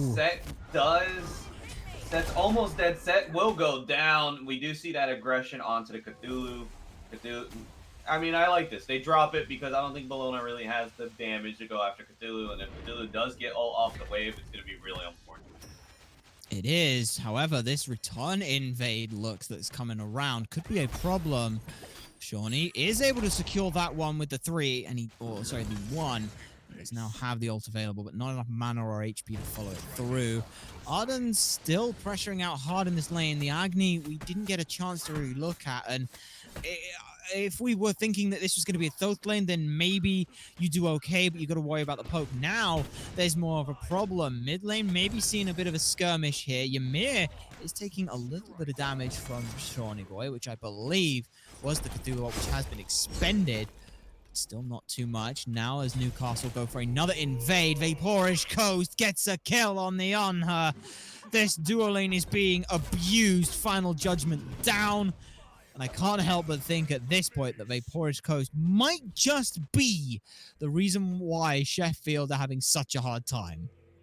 Yeah, he just doesn't seem like he can do any wrong. He understands matchups very well, and he knows how to really use that pressure. And I really don't want to even kind of disregard Ollie, because I think Ollie is also doing a really good job of helping facilitate Vaporish's aggression.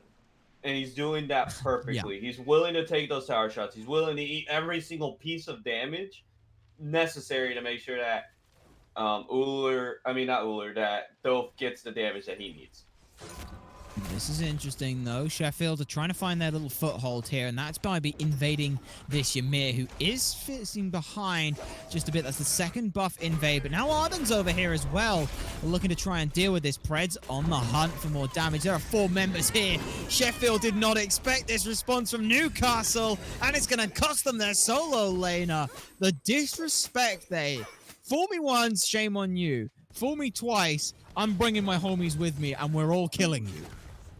Yeah, they basically set up the perfect trap. Now we're looking for this set in the back.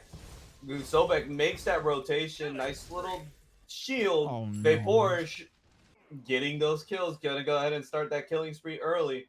Wobblefish hovering around. I mean, what can you even say about how dominant Vaporish has been throughout this set? Oh, he's gonna get this kill. There's 100. Oh, not quite enough damage. But Hieroglyphic Assault comes up shortly. Oh. If he had, ironically, if the Thoth of all gods had more range, they would have got that. But Preds is still just running down this map. This is turning not. I can't even say this is arena, because not even arenas are this bloody. No, not even arenas are this bloody. We're talking about 9 kills, 6 minutes in. That's more than a kill a minute, which is typically like the benchmark for an aggressive game. And most of those kills are Newcastle kills. I mean, if there's anything they've learned, it's how to perfectly execute an early game. And that's really put a lot of pressure on Sheffield to respond in such a way. And I think I'm going to be real, it looks bad right now. I think actually Sheffield is responding a little bit better this game than they did the last 2. We're going to see if this is going to be enough. That's the worst part, is Sheffield are doing better in terms of some of their responses, but Newcastle, again, you mentioned last time about their response, it's just a little bit better. Vaporish might be in a bit of trouble here. There are 2 gods beside them to be able to deal with this. He does just flick the ult through, and Brits turns up with the Scourge. That's the bane of the existence. Rally here perfectly lands on the disperse, and Vaporish Coast, for good measure, throwing out a little bit of the VELs on top of it. 3 kills. And Sheffield are in tatters. Yeah, no, I mean, that's Sheffield. Newcastle is basically living in their mind rent-free. In fact, they've moved in, they've served the eviction notice back to Sheffield and said, oh no, you started this with a 1-0 lead. It's not going to look like that at the end of the day. Certainly not, as invade going the way. It's Willie who's going to go for this one. I don't know whether or not they were able to grab that. It doesn't look like they were. Shawnee has grabbed that. And even in this situation, the Nike's totally fine. We do see the Stone-Cutting Sword come out now for Preds, and this just is such a scary situation. This comp isn't snowball-y by design, but my gods, when it gets a lead, is it very scary to fight around. We are going to see a bit more of a fight come the way, but Preds already tearing down Love the Way You Lie, and that's a double kill for Preds, 8 minutes in. I don't want to say that this is going to be a 10-minute game, but I think this might be a 10-minute game. Yeah, this is tough. I mean, again, we see Sheffield kind of running into the same problems we saw in the last 2 games, where they're looking for picks, but their picks are taking too long to confirm. Like, they're looking for some damage, they're looking to kill, but they're not able to do it, and Oh so my that allows god. Newcastle to do It's this. 8.5 minutes in, and you have an unstoppable Bologna. Yeah, you have an unstoppable Bologna. It's 14 kills on the side of Newcastle. It's pretty devastating. Nice beats used by Ardun. Does get the kill, does die in turn, but that was just a message. My man was standing full up in wave and took on 3 gods at once. Yeah, But I those do are- want to question though, how much gold did Sheffield get back from that? In fact, we might have to hold that a sec. There is a big fight breaking out over on the right-hand side. Sheffield have got the numbers advantage here, not necessarily the levels advantage to deal with it, but 3 members all around. The Shamir cannot really survive that. That's a beautiful wall, though. Cuts off the retreat or the aggression from Sheffield. Now they've got more support with Preds. O'Connor's actually going to be able to start wiggling around from this. Cannot get the CC off and will end up falling. Preds turns it around, gets another kill. O'Connor, unfortunately, falls. Did get beads, though, from Love the Way You Lie, who ended up falling exchange, but it's still not looking good here for Sheffield, though they have breathed some life back into their comp. They have breathed some life in. I mean, they had the right idea originally. Wow. Goodbye. Oh my god. Like, what do you do? I mean, I'm so... Look, I'm supposed as chair 2 to basically say, hey, they still have a chance to win this game. But they're closing every single door of opportunity and every single window that they could possibly use to get back into the game. Because of the fact that they're pushing up, they are wasting too much time looking for picks on tanky targets instead of just farming. Just farm. I understand how aggressive they're being, but don't take prolonged fights. Ardun getting very aggressive between Tier 2 and Phoenix at this point. He's still trying to fight around this. That wasn't even an up-down disperse to go back in. That was a jump away when you have 2 members of your team coming to help support you, and you're like, nah, mate, I'm leaving this because the rest of Newcastle is pushing up mid lane at this point. The only way I could think that Sheffield get back into this game is if they do what Hindu did to poor Cyclone Spin and take a hammer to his keyboard. Ardun will fall, but Victorious Coast turns around at 1-for-1 already. 10 minutes in, or 11 minutes now at this point, and the team is starting to recoalesce just by sheer force of, well, Sheffield are corralling them at this point, but the damage is not quite good. Victorious Coast does get a shutdown. Matt Coast gets a lot of that damage through there, but the health bars are not in their favor. Preds now shows up, and usually when we see the 1v1, we see these 1x1x1s, that's a bad thing, but Preds is not in that situation. This is a level 13 Frostbound Hammer and Stone Cutting Sword Bologna. You can go in 1-for-1 consistently. Now it looks like a little bit that Newcastle though is getting a little too aggressive now. I say that, and Preds is just able to wipe the floor of on her. It's still able to put out pressure elsewhere, but I think Newcastle at this point is just, they're kind of just having fun, I think.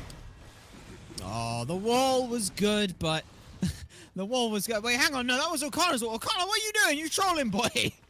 That was the wrong team's wall. They're just playing around at this point. They're trying to test limits. Oh, Laura may be in trouble, but a perfect axe cuts off anything from Love the Way You Lie. Little health ticking to keep them kicking. They're going to turn this. Their arms are going to turn this, but never mind, through the wall. Beautiful little ward, just spots it out. That's what we love wards for, and that's why Vision Shard is the best relic in the game. Yeah, I mean, that little tiny ward is something that you just get to use. Now, they're collapsing on this stealth. Nike going to have to rotate over. Stealth evade and punish gets out. Ultimate use. Orange. All right, this is a little bit trolling now. You know, I'm not going to say throwing. This is a little bit trolly. The fights are starting to cause problems, and Sheffield, they are not necessarily closing the lead, but they're stopping it extending at this point and actually starting to get themselves some farms. So Newcastle, I think this is one of those points where they go, all right, no, but for real, we're winning this game now. I don't know, man. They're still 8k gold ahead. They're about 5k gold ahead, 8k XP. I mean, even the fights they're losing because there's 3 of the of Sheffield on 1 on Newcastle, and the other Newcastle guys are just farming up. Like, Mm. that's just kind of tough. It's a situation. I don't think they're kind of trolling. I think they are trolling. All right, they definitely We've are. seen the other 2 games. This is definitely them not taking it too seriously. Indeed. And we are now, I'm waiting on it. Look at the timer. And there it is. Okay. 13-14. On her gets more Devourer's Gauntlet stacks than they have deaths. This has been a devastating situation to see coming out. This on her has been abused consistently, almost non-stop out of respawn. In fact, pretty much from respawn, Ardun was fighting them out of the Phoenix range. O'Connor is in a very unfortunate spot, but with the Bancroft's talent online, that Ice Shards goes off and does a huge amount of damage in response. They do grab themselves a Pyromancer, but there are still 2 members left for Sheffield who are able to just burn out Gold Fury with no contest. And this is a good look for them. They actually come away better here and shrink the lead just a little bit, but Tier 2 Tower being just ignored at this point. Kills going all the way. Sean getting solo. One more shot, might need it. Ardun can't grab it, and look at that. How long did Ollie stay under tower there for? Phoenix there for at 14 minutes in and is still alive? This is ridiculous. Look, I mean, there's no way to put it but that Newcastle at this point is just playing whatever they want to play. Preds hasn't showed up for a fight for so long. He's level 16 because he's been farming in this side. This could be a problem, though. Kingslayer's come out. Bologna is tanky, but there comes the Ymir for support of the CC. Preds gets a double kill. That puts him on a rampage. O'Connor turning up and shutting out everything that Sheffield wanted to do. That was almost a good turnaround. They almost had something there. And then just, no. Hi, I'm Ymir. I blink, freeze. You cry. It's what I mentioned earlier is that, hey, right now, Sheffield, if you're not getting the kill within like 5 seconds, leave it. Just leave it. Like, I get it, it's a drop kill, but you gotta leave it. Ooh. Oh, that I love to see. I love to see those kind of plays where you're watching your opponent panic and wiggle and juke, and you're just there. You're not even moving. Vaporwitch wasn't aiming that, like. And bam. There's the shot. That's all they need to hit. Pred's now in a perfect situation. Kinsai's online. Stone cutting sword as well. No physical protection for Shawnee Boy. He's going to go not only descend into madness, but descend into the ground. Though that said, Ollie does end up falling in the mid lane as they start trying to siege up. This is the one thing right now that Newcastle are going to struggle with, is a little bit of the old siege potential here, because they don't have the protections or pen online, so they have to be very careful getting locked under these Phoenixes. That's what's happened to O'Connor, but the wall will buy them a little bit of a reprieve. Set does fine. Though there in the back too. I mean, they're siege. I mean, are they? They're not trying to siege. Like, Uller didn't even hit the one basic on that left side Phoenix. No, I'm trying, okay? I'm trying to rate at this point. Because at this point, this is like, have you ever seen that video, like the nature documentary of a crocodile going into a bunch of hippos? Have you ever seen that? Yeah, this is what's happening right now. Every member of Sheffield is a crocodile, and Newcastle are just swarming them as hippos. And it's not pretty.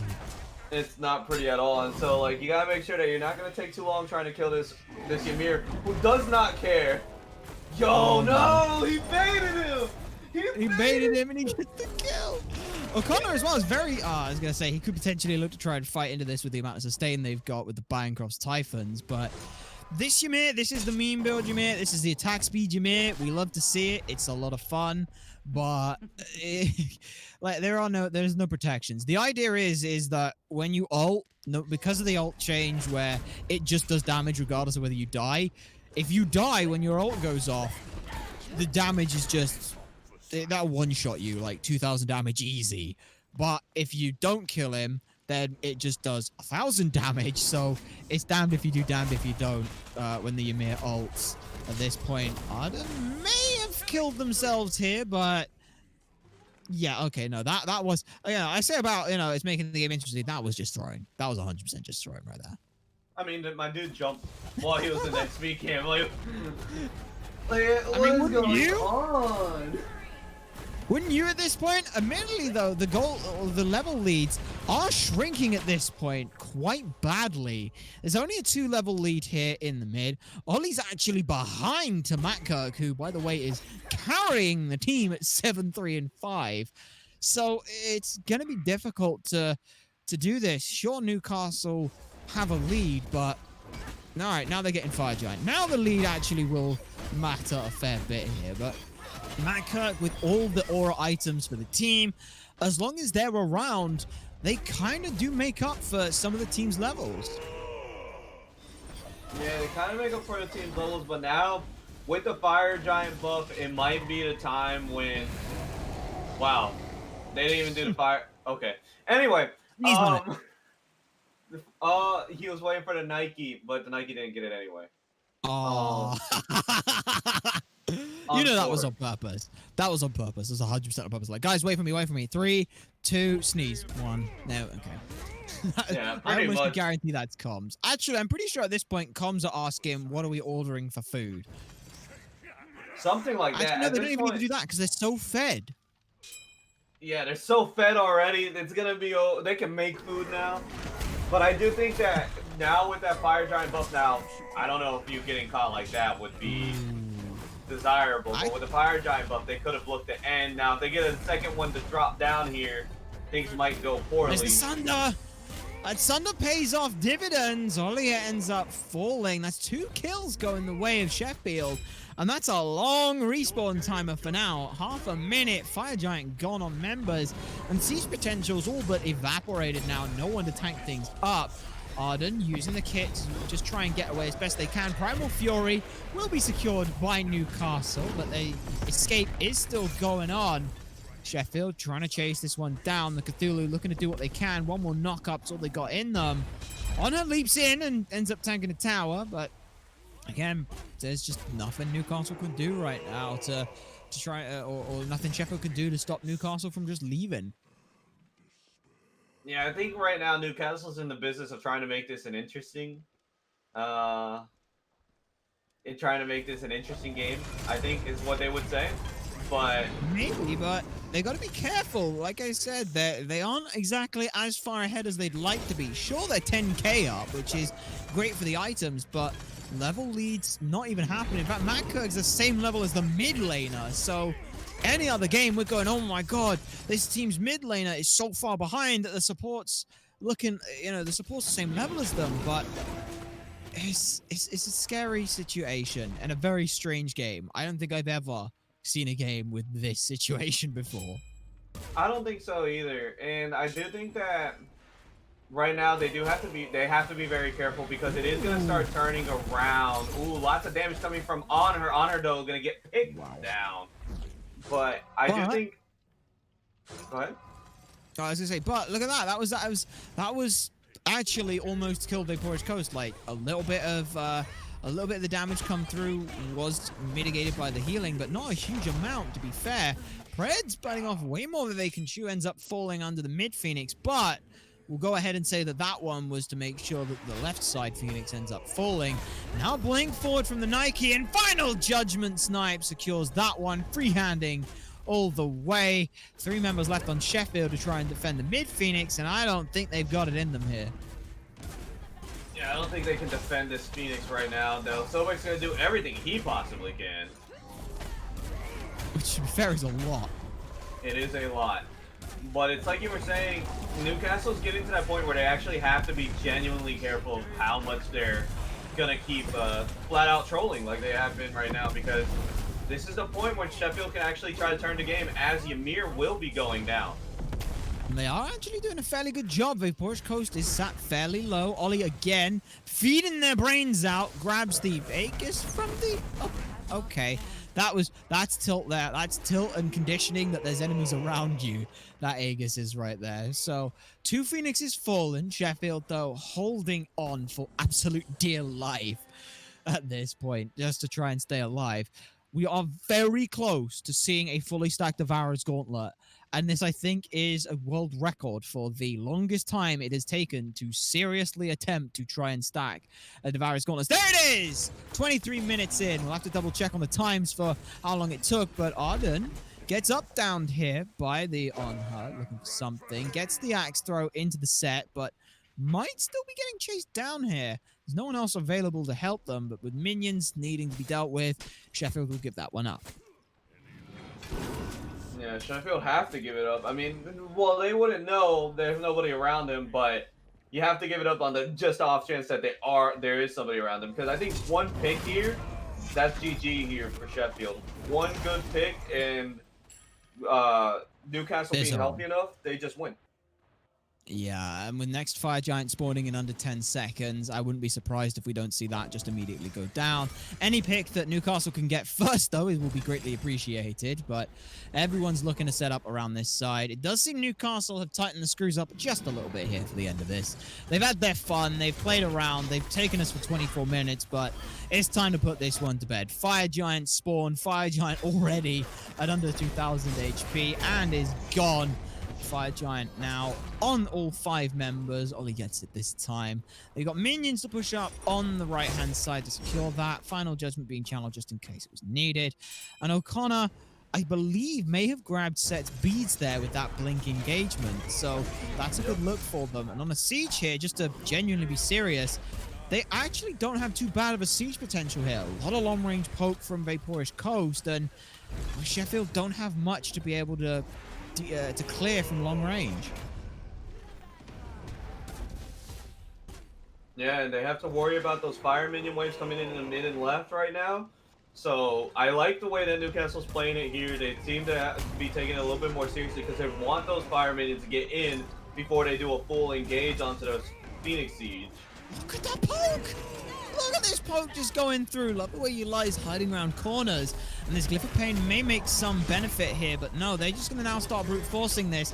Ollie's getting low and too low to really stick around. Beads used by Sean to try and buy some time. Ymir is left on their own to die, and they will end up falling. This is a great look from Sheffield to try and turn this one around, but minions are starting to push up. There's a double kill now. This is great work. Both front line, I say 1.5 front line is gone. Vaporish Coast couldn't do enough. That Phoenix holds, but Titan is just getting melted right now. There's 2 fire waves coming in.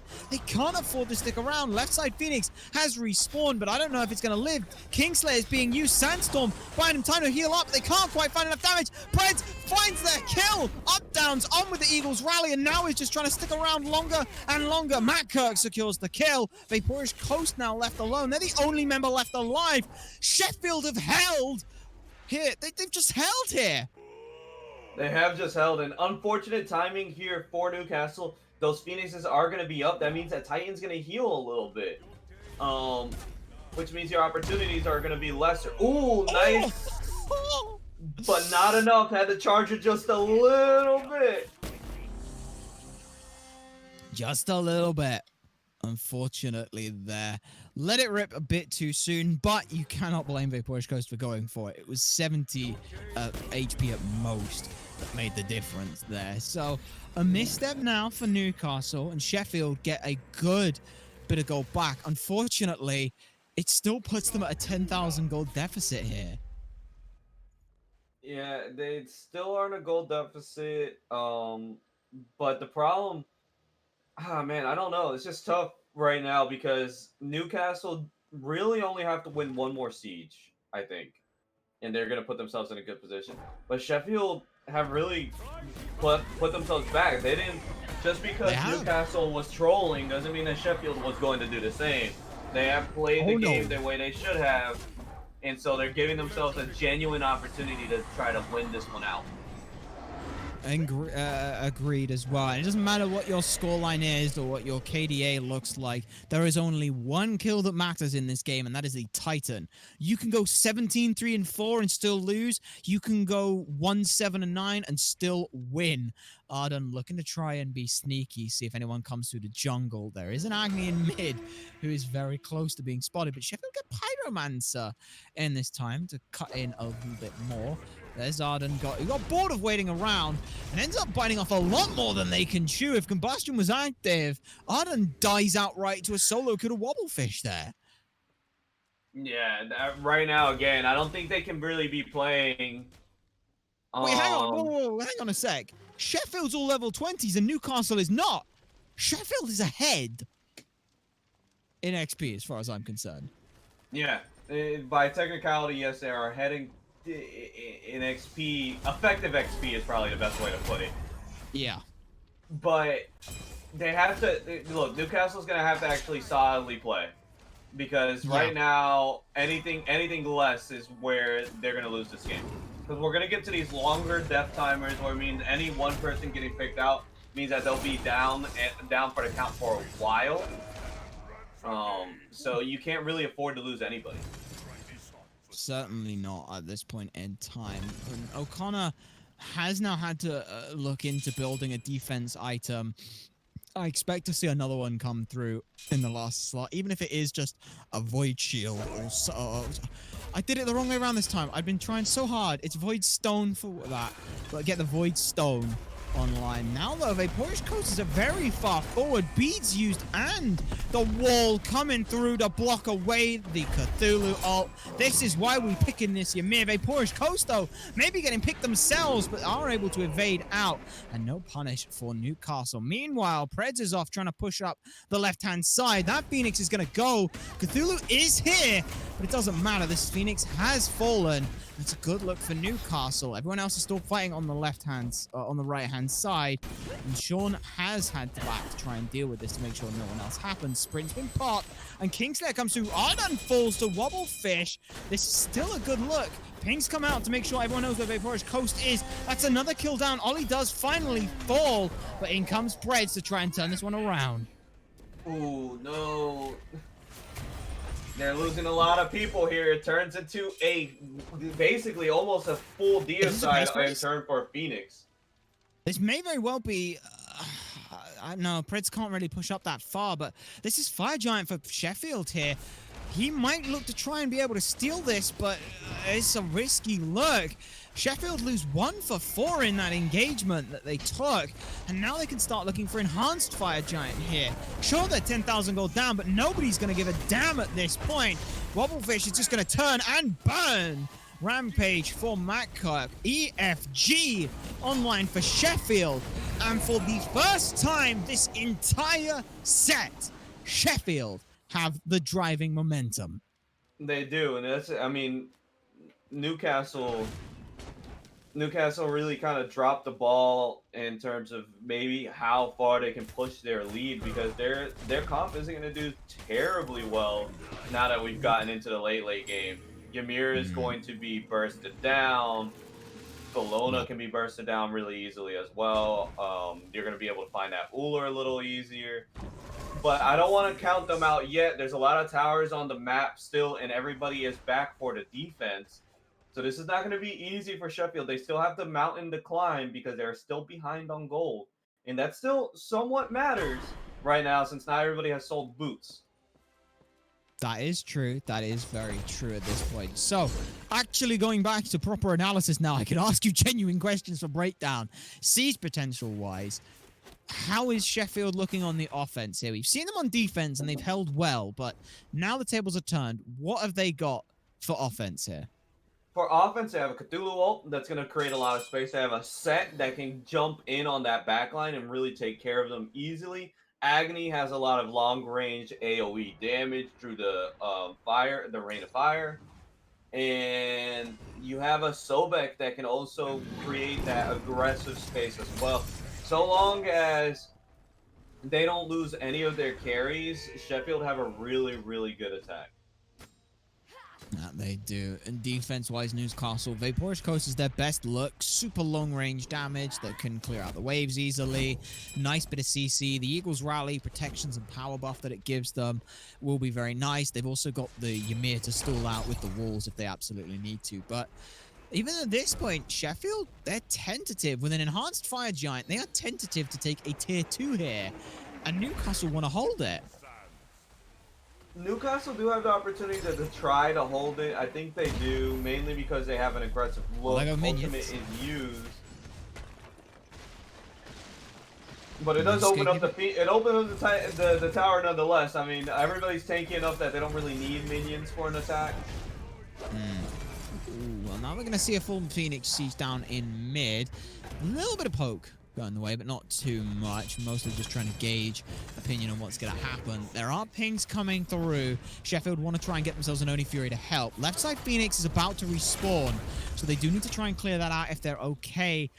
If they're not okay with losing that Phoenix. I believe that that minion wave now that's just gone past the purple buff is the last minion wave that's going to be spawning with these fire minions. So yes, there's the Phoenix, and unfortunately just awkwardly timed, but the full fight's breaking out. Oily's blown up completely. There's the Descent into Madness buying a lot of space. Okana's caught alone. Vaporish Coast can't find damage back into the backline. Okana's going to end up falling here to this team here, but no, he's got a huge amount of sustain. Finally will end up falling. Now it's all to try and keep this going. Wobblefish dashes in aggressively. Final Judgment's being channeled, but without a clear shot, they do not want to risk ripping that straight away. Minions are here. All 5 members from Sheffield are available as well. Good Aegis out for the Final Judgment. Sheffield's Titans under attack, but they break the base as well for Newcastle. Very nicely done. I do like the call, though. They basically said, hey, we can die here at this mid Phoenix and still get left Phoenix from that. I mean, I think it could have been cleaner. I do think that there could have been more opportunities, but they still got this half damage, and unlike the last time that they did this, this damage will be sticking.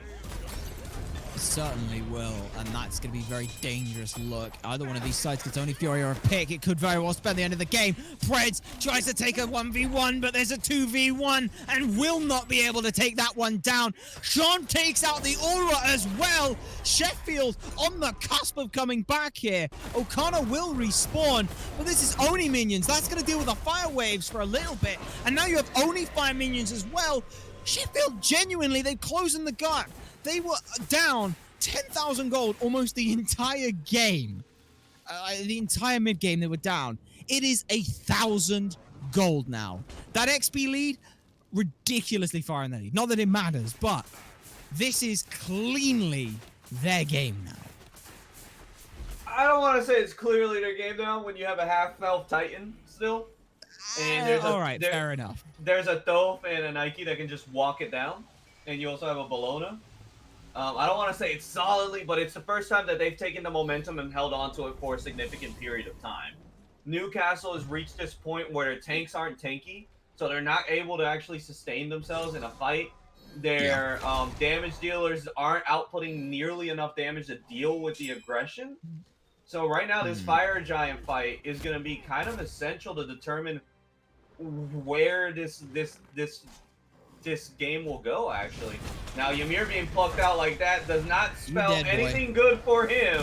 He's going to have to move. 100% dead. Big Final Judgment rips 3 members down. But like you mentioned, the damage just isn't quite there to secure that for kills. Eagles rally forced away. Sheffield now looking to try and hold. There is still one more wave of the Oni minions pushing up on the right-hand side. No one's going to care about that from Newcastle.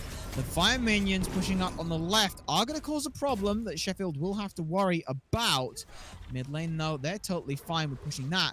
If they want to go for a base race, they have to be very careful. Like you mentioned, that's half health on Sheffield's Titan. They cannot afford the base race at such a disadvantage. The 1v1 in mid is going Ulra's way, though. Love the way Uli does pick up the kill on the right, on the left side on their own, and Arden secures out the solo kill onto Cthulhu. Ooh, this is not going to be a good situation here for Vaporish, as he is going to be committed to Vapor, being burned out. Arden, on the other end, also going to be going down. That might be game. Only thing here standing between Sheffield and their first win is going to be just that Bologna and one measly Phoenix, and now a Ymir. I'm not sure they're going to be too confident. Nice little Eagles rally. Finds on her beads, jumps up, down, still will go down. Ymir gonna bring the nuclear reactor, finds a lot of damage, but not nearly enough. Agni's only thing standing up. Just fine, Preds. But Preds still will be going down. They do not have end potential anymore. Oh my goodness, that is so unfortunate to see. Pred's damage was ridiculous. The man on the Discord stun bought so much extra time. O'Connor, even just the damage reduction, like I mentioned, I said the damage reduction for Ymir feels so much nicer than just the damage mitigation on Cthulhu. And that right there is exactly why. And that hurts to see. Sheffield try so hard and for the first time feel confident in anything. And Newcastle just look at them and go, what are you playing at? And shut out any hope that they have. Mid Phoenix has respawned. The only good thing is that Sheffield's Phoenix has respawned, so Titans can finally get a little bit of health going. They can get that health back. Again, we're going to start looking at this Fire Giant again. Probably after clearing that mid wave, I wouldn't be surprised that Newcastle shows up. But again, I don't want to call Sheffield out of this game. Sheffield is still in it now. This is literally, at this point, when you go 40 minutes into Smite, it really means one thing. And it means that the next big fight determines momentum. Pretty much Newcastle the game, just honestly. won it back. Yeah, just the game at this point too. I wouldn't be surprised because the respawn timers are going to be so huge. That they are. The only item that really might need changing right now is the Stone of Binding, which could do with a little bit more physical defense for old Shawnee boy, but that's about it. And get a Breastplate of Valor for that, but it's still useful for the stats, being able to get some protection reduction for a team that might be just a little more useful. Fire Giant being pulled, though, by Sheffield. I believe Final Judgment wasn't ripped. No, it was not ripped. It was channeled a little bit. Around the back, Eagles Rally is finding a huge bit of damage. But Horus Coast is the first one to get a kill this fight. Pred does finally fall on the overextension. O'Connor is trying to separate out a fight, but unfortunately the wall's just not good enough placed. Barest of HP bars, but only a 1-for-1. It may not be done, though. Look at this Aura getting chased down, but I love the way you lie. Matt Kirk doesn't have a blink available, so no way to get around. O'Connor gets a good wall, but the pillar is better. They're going to end up falling to a couple basic attacks and spears. Sheffield are still trying to take this one down. Matt Kirk in the mid lane, trying to just make sure that Ollie cannot get back in to support the rest of the team. And now it's a 2-for-1. Yeah, they went for a cheeky little trap. And this is not the situation for that. I'm not gonna lie. This is not the time to look for cheeky traps, especially when you're at a tenth of your health. You really need to be more focused and more conservative with the plays that you make. So that way you're not losing too much. Because right now you lost 2 and they only lost 1. And the only thing they lost is that Agony. And he's coming right back up. Meanwhile, you're gonna have to go 20 plus seconds without this Ymir. That means that they have a little bit more room for that engage around that Fire Giant. They certainly do, as well, as we are hitting 41 minutes and 41 kills apiece for either side. 82 kills in this game. This is a ridiculous stat line at this point. Can we take a quick look whilst FG is being looked at? Just want to see, do any of these teams have a Primal Fury buff? I'm not 100% whether either side does, but if they do, it may be a little beneficial. We do see Newcastle has 2, so that means that they can rip Fire Giants fairly easily. Vaporish Coast has to die. And I think that, for me, is what Sheffield are looking at. Vaporish Coast needs to die before they feel comfortable doing FG. Yeah, they really need to. Yeah, you're absolutely correct, because you do not want a Final Judgment being the thing that swings that fight. Looks to be that case, though. At this point as well, no one cares about this. They are going to see, though, that Preds is pushing up in the mid lane. Newcastle back up respectfully, knowing that Preds is just trying to buy a little bit of pressure for them. And now they're just trying to stop the backs coming through. This is a very nice play coming out from Newcastle. It's just a little bit of a tug of war. Great axe stops the rushing terror. Ronnie Boy is evaporating his health bar, has to disengage. Meanwhile, look at this. Preds is taking down Phoenixes. Final Judgment comes through, but cannot quite find the distance. Not a Hercules there. It won't go to the distance to get that. Preds takes down the mid Phoenix and opens up a win condition for Newcastle. Yeah, Sheffield took a little bit too time on that engage. Now Fritz can wrap around the back of their fight and try to find somebody here, as there's going to be an engage coming out of the Nike. Nike looking for a lot of damage, pops the Thorn. Oh, there's the Eagles rally comes through. Love the way you like. Gets caught out by that. They're trying to dive this Fritz by so much space. 3 members being looked at, but Newcastle can't find any solid target confirmation. Sheffield get away with the barest of HPs. Unfortunately, though, Newcastle, though, they are still in a decent enough position where they might want to try and start up this Fire Giant. Sheffield is aware and isn't going to let this one go, but now they've got to worry about the mid Phoenix going down. They can't really look to start this one up and not worry about that. We just saw Preds get away for free with taking a Phoenix down, and now Sheffield almost feel like they're back to square one. Yeah, it looks like they're back in square one. It's going to be a tough situation right now because of that mid Phoenix being down now. That is the least impactful Phoenix in a Fire Giant dance, mainly because it does allow you to rotate a little bit easier between mid and the Fire Giant, so you're not going to really lose that pressure on it. Sorry, I was just going to take a quick thing. Could we quickly take a look at Golden Hand right now? Arden, you still have boots, buddy. like literally everyone else has sold their boots. Did you forget about selling boots? Like, that could be like a Blood Forge, and that'd be great. But that could be a lot of things. That could. I would mind. There are a lot of things that could be. That could be a kin size. I wouldn't mind seeing an Odysseus' bow.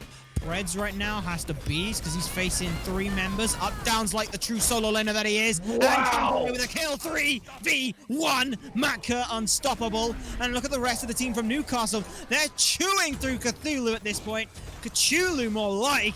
That's one shot. The mounted archery, or no, sorry, the hail of arrows grabs that one. We are seeing now Kingslayer come down, but the CC is good. The damage is better.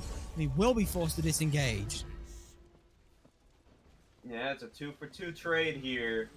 I'm surprised. And if that set had gone down there, I think that would have been game. 43-43 reach the scoreline. Eventually, Arden will remember. There it is! He saw boots! I'm expecting Bloodforge. No, actually going for an RC instead. I don't hate that, mainly because that way you have a little bit more tower pressure, since traditional Uller builds aren't really good at sieging. But getting a little bit more attack speed will make him a lot better and a lot more useful in those situations. Indeed, we are starting to get to a delicate point. Items fully built online, a good pluck in, and this on her is starting to chunk people out. The Runeforge Hammer, chat's been questioning it for a while. I still like this. When you have so much CC around for the team, just amping up your damage feels so nice, and the HP is never going to do you bad. Yeah, the HP is never going to do you bad. You have to go a little bit more defensively, especially when you're behind, the way that Honor was for most of this game. Gotta be super careful. Definitely. And it's not as if he's missing much damage out at this point as well. The 15% increase. You've got a Void Shield on your set. You've got your own passive Enfeeble for reductions. We've got a stun going through from both sides. Wobblefish gets low, but round the back, there's the blink and Sentinel of Zeus going in. Now they're just trying to find the kill, but there's all 5 members from Sheffield looking for Peel. Ollie's trying to just dive this. What are you doing right now, buddy? Sheffield's mid-Phoenix respawns, and Ollie just decides that it's 40 minutes ago and he can just run at the entire enemy team? Yeah. What? Someone call HBO, because we got a new season of Game of Thrones here. Yeah, that was just not a good call. Nobody on the team communicated. Like, nobody was there. It'd be different if Doph was nearby, because Doph could get that kill. Imagine that, and Doph is there to do a final judgment around 4. Yeah. Like, that is such an impactful thing. Reds is trying to stream start. He does manage to pick up Wobblefish, which is a good look for them. Mid-Phoenix will fall. Oh, please don't do it. Don't do it. Oh, he didn't, thank Christ. No way, the final judgment comes from downtown. Rips Fire Giant away from Sheffield. Okada will fall in exchange, but who cares? Fire Giant's taken from Sheffield. Preds now, with the backdoor protections gone, is going to take both Phoenixes, and he's not done yet. With 5 minions pushing up, they could look to try and end, so it might very well just be a base race here. Yeah, and now Cthulhu has to back. He has to be the one to defend. Bologna thinks better of it and decides, hey, I'm going to try to back here, get my way out. But Uller has to be very careful. Oh my god, he's going for it. He's straight going for it. Cthulhu is trying to defend as best they can, but now more members from Newcastle are turning back around. They're pushing them away. Mid Phoenix falls, but still Newcastle. This is somewhat. Can we just toss a coin at this point? Whoever calls it right, best 2 out of 3 wins. But Matt gets the Crackle of Discord proc. Preds round the back is flanked, and they may be spanking, but no one's tanking this damage coming out from this on her right now. Health bar's getting low. Shawnee Boy finds one. Matt Kirk gets shut down. Preds on a warpath, looking to do whatever they can at this point, but Onher's damage is ridiculous at this point. Absolutely chunking everyone. Like I said before, I don't care what your scoreline is. When you're at this point, the only kill that matters is Titans.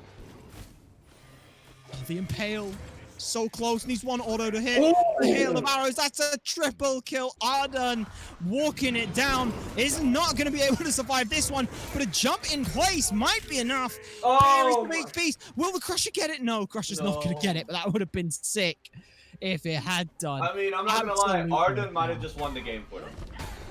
The only 2 people who can defend that Titan right now is Agni and Set. This is absolutely terrifying.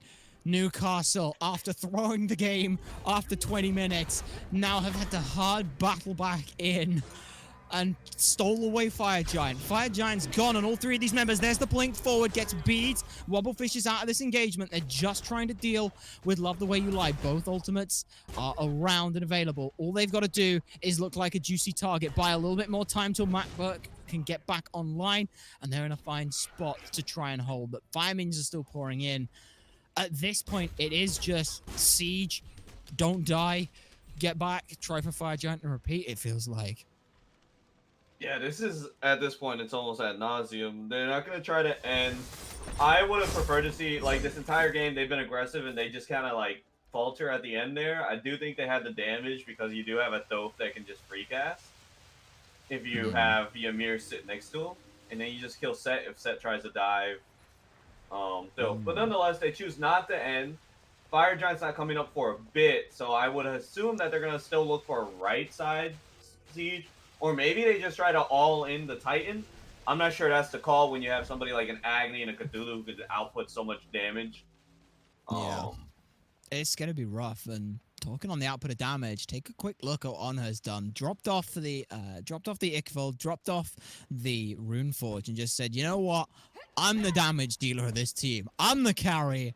I'm a hit hard. Let's get some crit in here. And honestly, I don't mind the crit and kins is bad, but it's not exactly bad, this late into the game, and you still have a good amount of attack speed here. Well, it's not that. I really hate when people say that kins and crit is bad. It's not bad. It's situational. Like, there are times when you want both, and that is fine. I mean, and also kin size still does extra damage. It's not the most efficient use. That's correct, but that doesn't mean it's not effective. So that's something that people really have to keep in mind. On the other side, you see Ymir sold a lot of his, sold basically all his life steal damage items are gone. To get a more tanky build. I'm happier to see this tankier build come out. A lot of HP, not much sustain right now, which is the main problem I have with it, is there's no way to sort of keep this sticking around with the Stone of Gaia or the likes, but everything else, it's cooldown, movement speed, and mitigations of things, so you just want to try and set up for the team. Coast, though, really lacking on penetration. This is the big one for me that's the problem. Vapourish Coast doesn't have much pen. Wobblefish may not have much life, but they've got support from the teammates. Low HP. Preds still finds it again so many times now. Preds has been 1v multiple members and comes away with a kill. Yeah, but what I don't like from that is that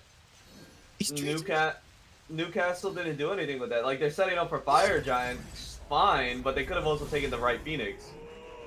He could have looked to do something. There's the blink forward. Final Judgment just shoots a bit left at this point. Beads have been used now, but I love the way you lie. We are 51 minutes into this game at this point, and now kills 48 to 49. We mentioned before that this pretty much should end the game, but no team has won one of these concisely. or precisely at this point. There's a good pluck back in. Thorns being used. Sentinel of Zeus comes out, but it's immediately shut down by the Sunder. There we go. I'll eventually get my reins going through. Thorns pops out, descent into madness. Pred's not involved in this because they're still dead from before. 7 more kills in a row for this look. Sheffield demolishing the team. It's a demolition derby at this point. Only Vaporish Coast left. We don't give a damn about the Fire Giant. No one is coming back to save this. Preds is up in 10 seconds. This is, I've said it, 3-4 times now? Surely, finally, this has to be the end. I don't know. We did see Preds be able to do a 4v1 without any assistance. Now he'll have somebody to back him up. They might not be able to defend the Phoenix, but they should be able to do something about this. Titan, nice little ultimate combo. Not enough damage, but a disarm will prevent them from going too heavily. The block just cost them the life. Love the way you lie. Grabs the final kill. Only Vaporish Coast is left. Damage from on her coming through. Ladies and gentlemen, we wanted the wish, the prayer, and maybe the fortune cookie. Sheffield found it. We are going to a game 5. Yeah, I mean, what's there to say about that game? Newcastle had a very solid lead, a lead that they could have won at in 20 minutes, and then they threw it away. That is the recap. I don't know how else to put it. They threw it away because I think they could have still. I think they had the idea that they still could have carried it through in that late game, but they really didn't look like a good late game team. I'm not gonna lie. They have a very solid early game, but their late game leaves a lot to be desired. I love the way you lie on this set was super impactful. Izart was able to come back on her. So, again, Newcastle, I expect for game 5 is going to take things seriously and going to look to close out the game in 20 minutes. Yeah, like before this game started, we were thinking, all right, 10-minute surrender, game's gonna be over. If it goes long, someone's playing with their feet on a controller. And honestly, yeah, Sheffield deserved that win. If you can take that much of a beating and still stick around and say, no, we are not F16 to tilt. If they want to win this game, they will take it over our cold, dead bodies. And Newcastle just couldn't. I need to take a break at this point because that was a 50-minute slaughter fest. But when we return, we will have our final match. This is now a winner takes all. Match point now, not for one team, but both teams. This is as far as it goes. End of the line in the game 5 of the finals of the Vulpis EU Cup. Sheffield now on match point here. And honestly, momentum shift as well. For the past 2 games, they had been beaten and abused and just outright destroyed. And then in 50 minutes, turn around and say, no, you ain't getting away with that no more, and win out the next game. Now they take first pick here versus Newcastle. Yeah, and I expect Newcastle to take this game seriously now. It's going to be tough because, like, mentally... They better. Mentally, after a 60-minute game, it's really rough to come back from that, especially after you expected to win and you just straight up lose. Those comps can be a little awkward between team members and stuff like that. So they got to make sure that as Newcastle that, hey, refocus. Hey, look, you knew you threw the game and you know why. So take this one seriously, close it out in 20 minutes like you have been doing. Like that's the way you've been playing. Play to that. Don't pick up these weird picks. Don't put them in weird places. Just play the game. And we already see a respect ban coming out of Newcastle where they ban out that set. We also see a respect pickup here. Sheffield are going to be the ones who grab the Apollo. This is just taking it straight away from Preds. They've had a fantastic look on the Apollo before. It's been so strong. And we're also going to see Newcastle go ahead, take away Shawnee Boys, Cthulhu. And honestly, that for me was the best linchpin for the Sheffield team, was just, you have Cthulhu. They have ridiculous amounts of health. They've got great sustain, and they can just buy you so much time and create so much space. That, for me, was so important here. In fact, actually, we see two Our respect deeds picks here shall because be Honor's written taken in for legend. Vaporish Coast. I wonder if they're gonna do a salty run back where they play the exact same comp that Sheffield played I would and just end play That this would be better. fight. something. That would That be would be super salty. something. That would Uh, be quite something. But Guan Yu Hachi locked in, so we're still looking at the Apollo here. Guan Yu still expecting solo, maybe support. Uh, Oh. maybe support. I think he goes into the solo. Oh no, he can't go into the solo lane here because Cthulhu interrupts all his biggest wave clear. I don't know if I would want him to go in the Hmm. solo lane. He could still go there and be fine because it's Guan Yu. He's not necessarily unfavored unless it's a hard stun. So I don't think it's gonna go too terribly. But I love the Hachiman Apollo Guan Yu first three because it basically says we have a lot of mobility, we can be where we need to be, and we can output lots of damage instantaneously. Except for maybe Apollo, but between the cavalry bros are here, the horse bros, they're here. Yeah, they certainly are here, and whether or not they're going to end up laning together, we'll have to see when we get into game. For now, last ban on the table, Sheffield, they got some options. They are going to go ahead and ban away a mid laner in the Merlin, which I think is a good choice. You've taken away the two really solid gods from Predator in the Apollo and the Circuit. Now, what we're going to see here, we could see something like maybe a Pele, Ravana, something that could just run the map. I think for me, I want to see. I just want to see an assassin. I want to see an assassin that blows someone up early and give that to Preds. Hell, take this on her jungle for all I care. I would love to see a Robin here. Robin does a lot Yeah. against a Guan Yu. He does a lot against an Apollo. Tsukiyomi is still up as well. You could look for a Suki just to basically say, hey, wherever you go, Apollo, I'll kill you. Because that damage still happens even if Apollo's in the air. So that's still an Mm. option here. I'm not sure how familiar they are with it. Agony and Fafnir being hovered on the other end, but they did. I do like Newcastle coming back to a Scylla. Scylla does a lot of damage output. It prevents a member of your team getting just absolutely ganged on because that crush will come in, will deal massive damage to everybody, and you'll feel that much worse for standing next to somebody, even if it's your own teammate. Difficult situation. I wouldn't mind seeing Wobblefish back on the Agni if they feel comfortable with it. I mentioned, when we were going into game 3, I don't care whether it's not meta. If you're comfortable on it, then go for it. It did get abused quite heavily, and that could present a problem if, like you said, Newcastle just end their game in 25 minutes.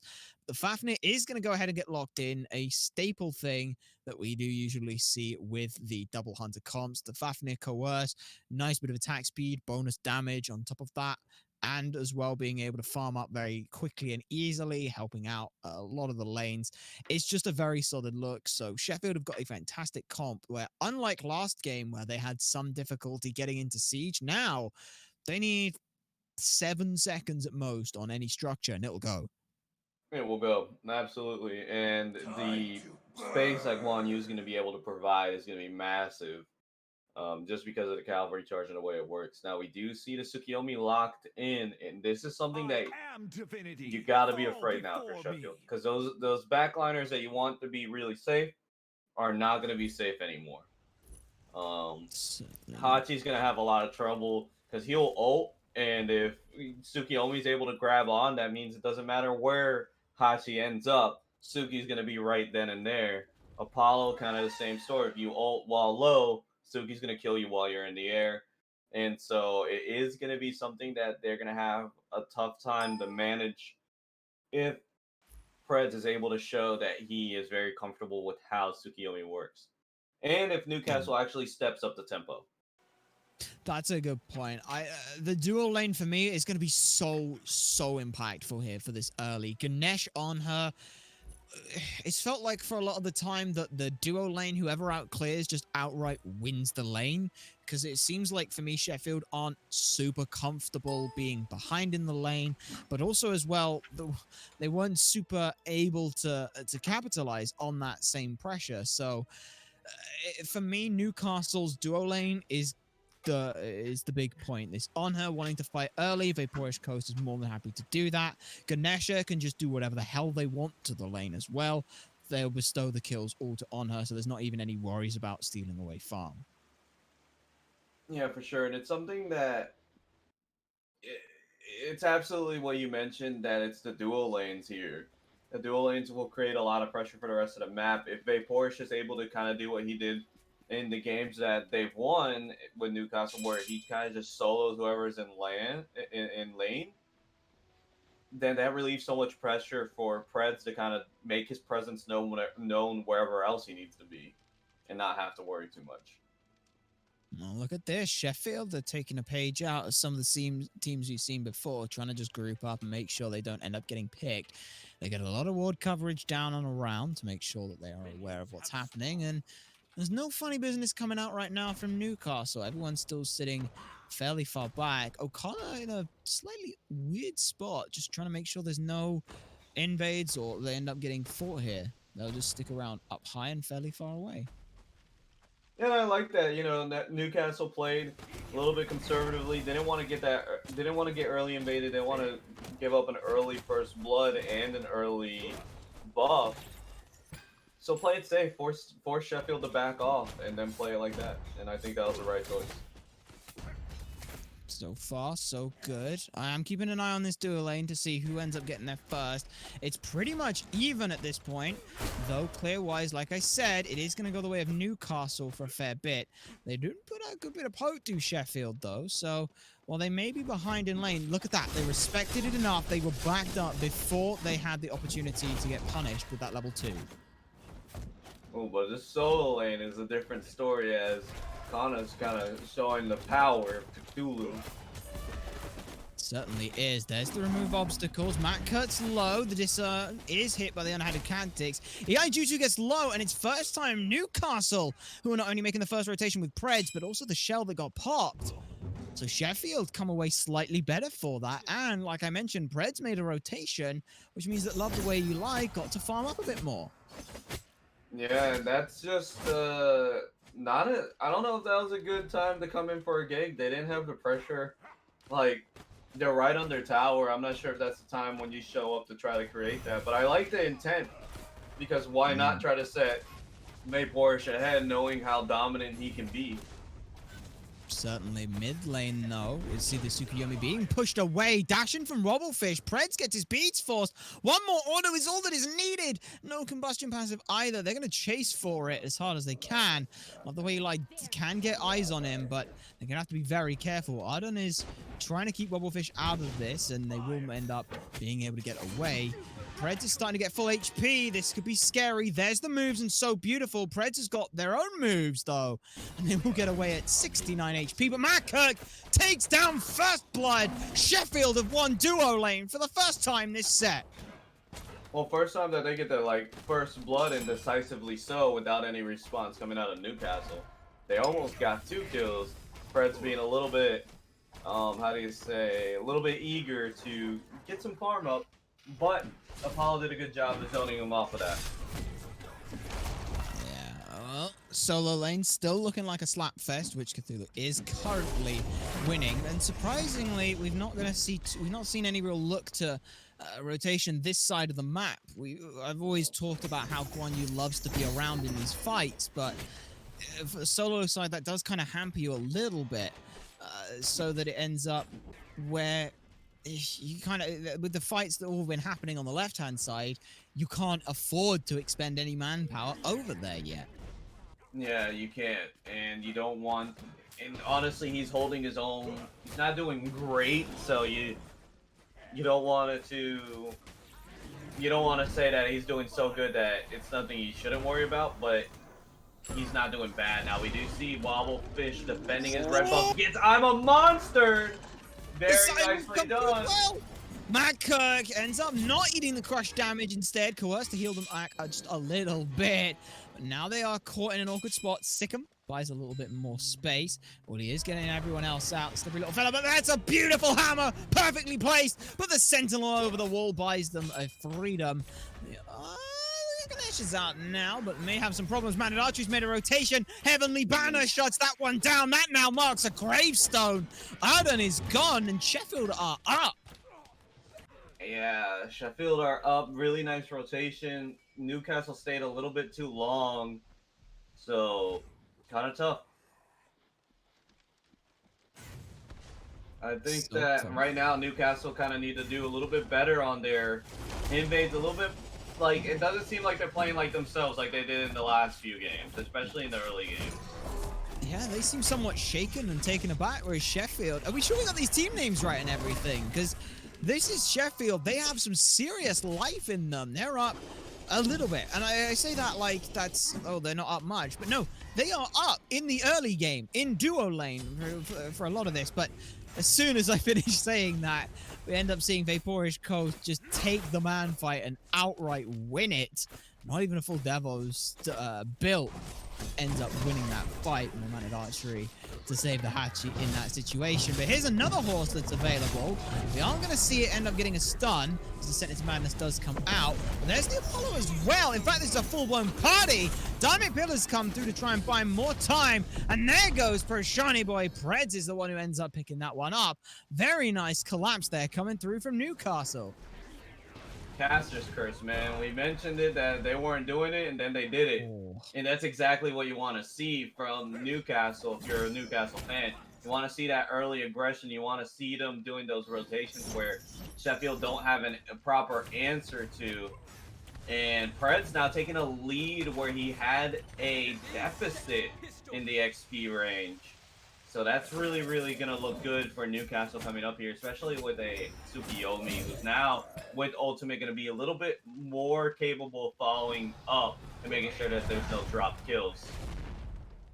For now, that is certainly what's going to end up happening. And Newcastle regain control that they've had for the past 2 games. And now there's Piercing Moonlight, hits twice in. The moves come out afterwards, and a nice stun coming out from the Noxious Fumes, which are very obnoxious to deal with. A little bit of a juke to try and juke the hammer, but held on very nicely from Matt Kirk. Now we're just trying to see it again. There's a monster forced. They're looking to try and turn around, but can't quite find anything. Newcastle definitely feel more antsy this game. Yeah, definitely a little bit more concerned about the stun combos and stuff like that. So while they have these moments where they have clarity, it doesn't seem like they have full confidence in their own abilities. It's now a level lead over Vaporish Coast. There are members coming back in. Matt Kirk chasing out the Ganesh to make sure they don't go to try and go for a kill. Apollo also trying to hover around this area, but just trying to start farming up. And despite this aggression we've seen early, both teams still feel more tentative. Is there any major point where one team starts to look at and go, yeah, okay, now we can definitely fight? It's gonna be hard because right now is the best point in time for Newcastle to start fighting. As soon as they're allowed to unleash Cthulhu from that solo lane and put him anywhere else, that's gonna have a big impact on any fight that they take, especially if it's done before kin size. Scylla, the longer the game goes on, the better she'll look, even in comparison to somebody like an Agni. But having a dual hunter comp means that you don't suffer in that late game like most other comps would. Look at this, though. I wanted Sheffield to be the one bringing 5 members over to fight on this side. Crush gets very low. One more shot is all that needed. They will make it through, but I think that was Dharmic Pillars that secured that one, so just ends up eating a couple of tower shots for 3. Dragonic Corruption does end up hitting a lot of the members. They may find a kill here, but no, the shell comes through to buy more time, and now descent into madness as everything goes wrong. Wobblefish trying to find the kill, but Preds has juked around their team so beautifully at this point. He certainly is showing why this man is called a predator. Yeah, my dude had the dancing shoes on and everything. He took on a class. Does not get out of that situation, though. Everyone just left him at this point. Love the way you lie. Looking in mid to try and stop someone. Doesn't have the Transcendence online, so can't go for too long. Don't want to see them fight this fight. They're going to get very low in the jungle. So we'll just land for the damage at this point. Might end up eating a bit more in return as out comes the Desert's Fury. Juking as best as they can, but Vaporish Coast knows his damage numbers. Impale to death. Love the way you lie. Will lie down. And there's another ult forced just from the Ganesh's presence. I mean, he had to. It wasn't like there's no choice. he had a very small window of opportunity for before On Her was able to bring in the slows and all that, especially after he uses Iajitsu to kind of get to as an escape from the Ganesh. Yeah, he had it ult out, but all that because of a scuffed Apollo gank I onto don't an know why On you Her didn't was do gonna that. take that Just fight. leave. Just leave. You had more mana to deal with that. Just leave. Don't. Just don't. Why? Why? I don't know why. I understand at what point you think that going into a half-stacked Devoure's Gauntlet Apollo, half-stacked on her, you think as an Apollo jungle, this is a good idea. This is also not the best idea to find Sheffield in. Preds again tearing down members of that piercing moonlight. Crush is waiting in line for the Draconic Corruption to land. Sean is trying to deal some damage out, but with the ultimate already expended, they cannot afford to dive so deep. Now they're just trying to run and hide from the death ball that is the rest of Newcastle. Yeah, and I'm not sure here he gets out. One little slow, that's all he needed to hit. Tsukiyomi's going to start closing that distance. Dash is going to be used. Now it This is definitely just means that Suki is here. This is just a time waster right now, but to be fair, Sean has done the best thing they can do. Admittedly, getting any more farm for Preds is a problem, but it's about all they can really do is keep it well away from any kind of other objective. So now we are seeing 3-8. Only a 2,000 gold lead for Newcastle. Is this something that Sheffield should be worried about now?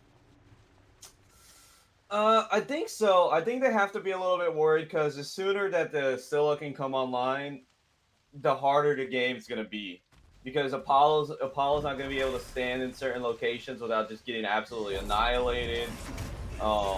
Same thing with Fafnir and Guan Yu. Apollo's gonna have to GTFO, man. He's gotta go. Yep, he's going. I don't know where he's going, but he certainly is. Actually landing on the Gold Fury. Now, this is not a call that I am against here. There are 4 members around, and Newcastle only just now are thinking about this happening. Sheffield have stuck this one under Newcastle's nose. They're also all going to get out. At worst, they lose Fafnir, but who cares? That's the support. Yeah, that was a really great call and great awareness from... Oh, Scylla. Oh, no. Do it. Do it. No. Don't do it. Although they are, that's said, there comes out the Dharmic Pillars. Mounted Archery was used, but not to get distance, but more damage. Now they're caught under tower, but Newcastle aren't able to find much else. Preds is doing what they can to keep out Wobblefish, and they will have to cower away. So Newcastle kind of have Sheffield in a pinch, but look at that. They don't even care. Arden's gone. There's an up down from Vaporish Coast, but that's just his beats being forced. An aggressive dash back in might have spelt this Hachi's death, but no, they're going to wiggle away. Vaporish Coast will get Matt Kirk in exchange. He needs one more shot to find it, and there it is. A double kill going the way of Newcastle. Sheffield just push up and get punished for it. Yeah, that's really unfortunate. I think that they stayed a little bit too long under tower. They had to make their way out eventually. You had to give it up. Like, now Newcastle is kind of solidifying their early game lead. They kind of had it, and it's one of those things that that I talk about a lot, which is there in Smite, there's usually a window of opportunity before somebody cements an early game lead. And you need to play that correctly, but as soon as you lose that early game lead and they get that thing cemented, at that point your focus should be on farming. No longer trying to fight them. Your focus should be, okay, we lost one dude in the left lane, that's fine, we're looking for farm. We are looking for farm, we are looking to defend objectives, and that's about it. And that was the strange thing as well, is you talk about the window of opportunity, even just on that gank that Newcastle had, that mini siege under the tier 1. Sheffield were totally fine with that. They sat back on the tower, they were in a good spot, and then they just closed the door and immediately smashed their own head through it to say, and stay out, and immediately regret that decision. So unfortunately there, but Newcastle did a good job. I mentioned that it's one thing to make a misplay, but it's another thing to punish that misplay from the enemy team. And now we see Newcastle starting to group up themselves. There's a dash in from Apollo setting up for a good bit. The Dharmic Pillars immediately forces Other Way You Lie to leave, as does the damage coming through from this Vaporish Coast on her. A scary look as we start to hit into that mid game where Onher really likes to strut his stuff. Jutsu comes through and Love the Way You Lie is still sticking up, but that's left Wobblefish alone. Piercing Moonlight doesn't even need the dash damage to follow it up. That one goes down. And this is just starting to become more and more wearing for Sheffield. Yeah, now we're looking for this Onher to die. One more basic will do it. Don't worry, Fafnir was there to help you out. Very nice, very nicely done. And it's a very strange game now that Newcastle feel like they've got more control about it. They're still going gung-ho towards everything, but lead-wise, it's not as big a lead as they've had in other games, so it's feeling very scary. Preds, though, is definitely getting fed in this situation. Now 6-1 and 3 with 2.5 items online. As soon as they start that Arendite going down, that's going to get terrifying. Yeah, it's going to start getting really, really scary here for Sheffield to try to get back into this game. Certainly a possibility. Arden now finished off their first start for a pen item here, but we might talk about that in just a sec, as O'Connor ends up getting pushed back away from this invade. We've seen both solo lane towers come out now, and we might finally start to see some rotations from these solo laners, and both of them are going to have a huge impact when it comes to team fights. Yeah, they are. I do think that Cthulhu wins out a little bit more here, only because Guan Yu's going to have a hard time. The best thing he can do is force out ultimates, but he's going to have a hard time finding and locking down a target when on her, Scylla, Tsukiyomi, and Cthulhu all have those CC immune ultimates.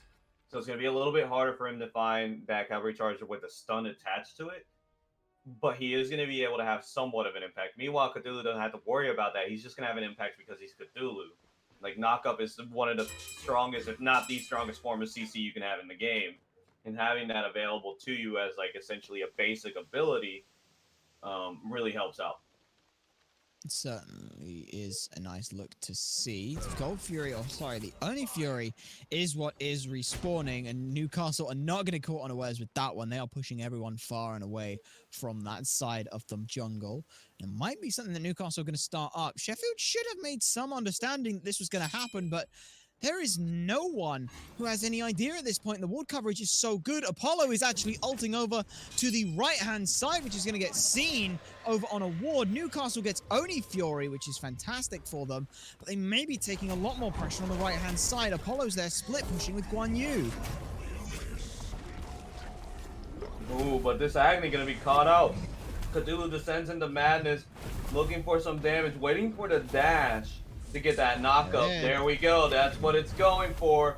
Gets that knockup now. He's slowed up. Wobble's going to go down to this Cthulhu. Very nice conservation of resources there. As this left side tower is being sieged upon, and the siege on the right side had to end. Hachi ult down.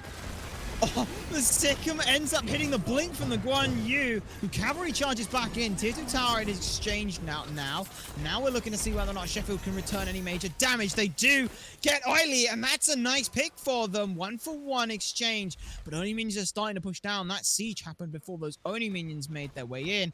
Preds is trying to push down the mid lane as well. This is a very scary look. He will back it up when he knows that there's other members from Sheffield coming around, but that's pressure in one lane in mid, and now as well he's just trying to invade the jungle. Their lead is growing for Newcastle. It is, and right now, if Sheffield don't focus in on the farming or stopping these rotations, I'm going for this solo. Ooh, nice little engagement here. Breaking his ankles. 2 basics, there we go. 2 basics, what was needed there. But Sheffield's going to have a hard time when every single one of their carries is behind. They need to find a way of siphoning XP towards one of their carries to make sure that they can at least put out some damage. Agreed on this side of things. So Sheffield, they're not down and out in this game, and they're certainly not in as bad a situation as they've been in any other time. The question I have to ask is, how is Sheffield supposed to play the map in its current state? Is it split push, consolidate, take a team fight? What can they do to mitigate any losses or even create some kind of a lead for themselves? It's tough. I think that they should be grouping up except for maybe Apollo. Because Apollo can be where he needs to be when he needs to be there. You let him farm up. This is a risky call, but the idea is to try and force the situation while there's two members around. Preds is doing what they can. Love the way you lie. Is ring around the Rosying and is still doing so. Unfortunately, the Cal drops cause him a little bit of trouble, but Matt Kirk CC is fantastic. Preds now is actually doing a beautiful work there. Newcastle grab themselves the Fire Giant here. Now it's all on to try and deal with Shawnee Boy, who is destroyed in a beautiful situation. Preds now 2v1ing with a Fire Giant in tow, is more than able to deal with that on a rampage now, only left with the support in front of them. The Kunai with Chain is already tearing through Matt Kurt's defenses.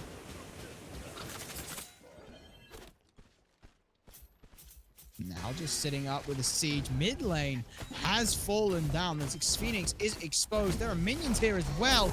Vaporis Ghost is already pelting away the damage here. It's 107 a basic. He doesn't care about that. He's going for the blood, because if they get one more kill here, they can very well just end. Sunder comes out. Beads being used. Finally, the mid Phoenix has fallen, and members will start backing up. Left side is being looked at fairly soon. There are minions also pushing in as well, and that's exactly what's going to happen. Newcastle, they don't want to waste any chances here. They already threw one game they were going to win. They are not letting it happen again.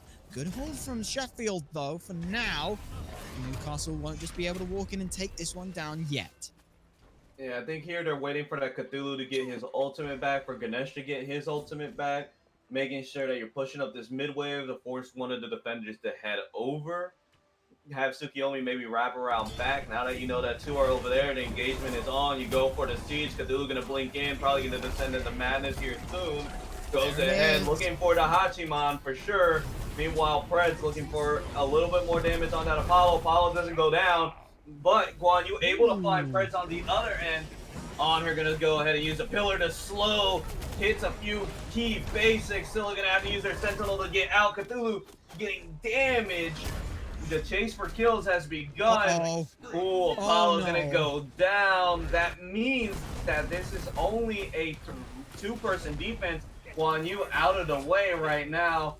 Vapor's able to find another one on Agni. If he's able to find this Fafnir, that could be game. They could just turn to that Titan. There are some minions. Busy. The minions aren't really there, but they don't need to worry about it. Vaporis Coast is around. Now we see the Guan Yu get to be able to back. So Titan will be held here. Fortunately, the dash didn't go through. Cthulhu is pushing up on the right-hand side, trying to tear down the last tower that they need to. Scylla is here. No, I'm a monster for major secure.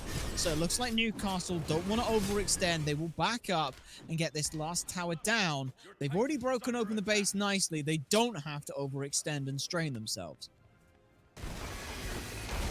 Yeah, this is going to be a tough situation for Sheffield to come back from. They lost two Phoenixes. They have no more towers on the map. That is a naked Titan for all intents and purposes. And there's nothing that Scylla loves more than a naked Titan to use I'm a Monster on.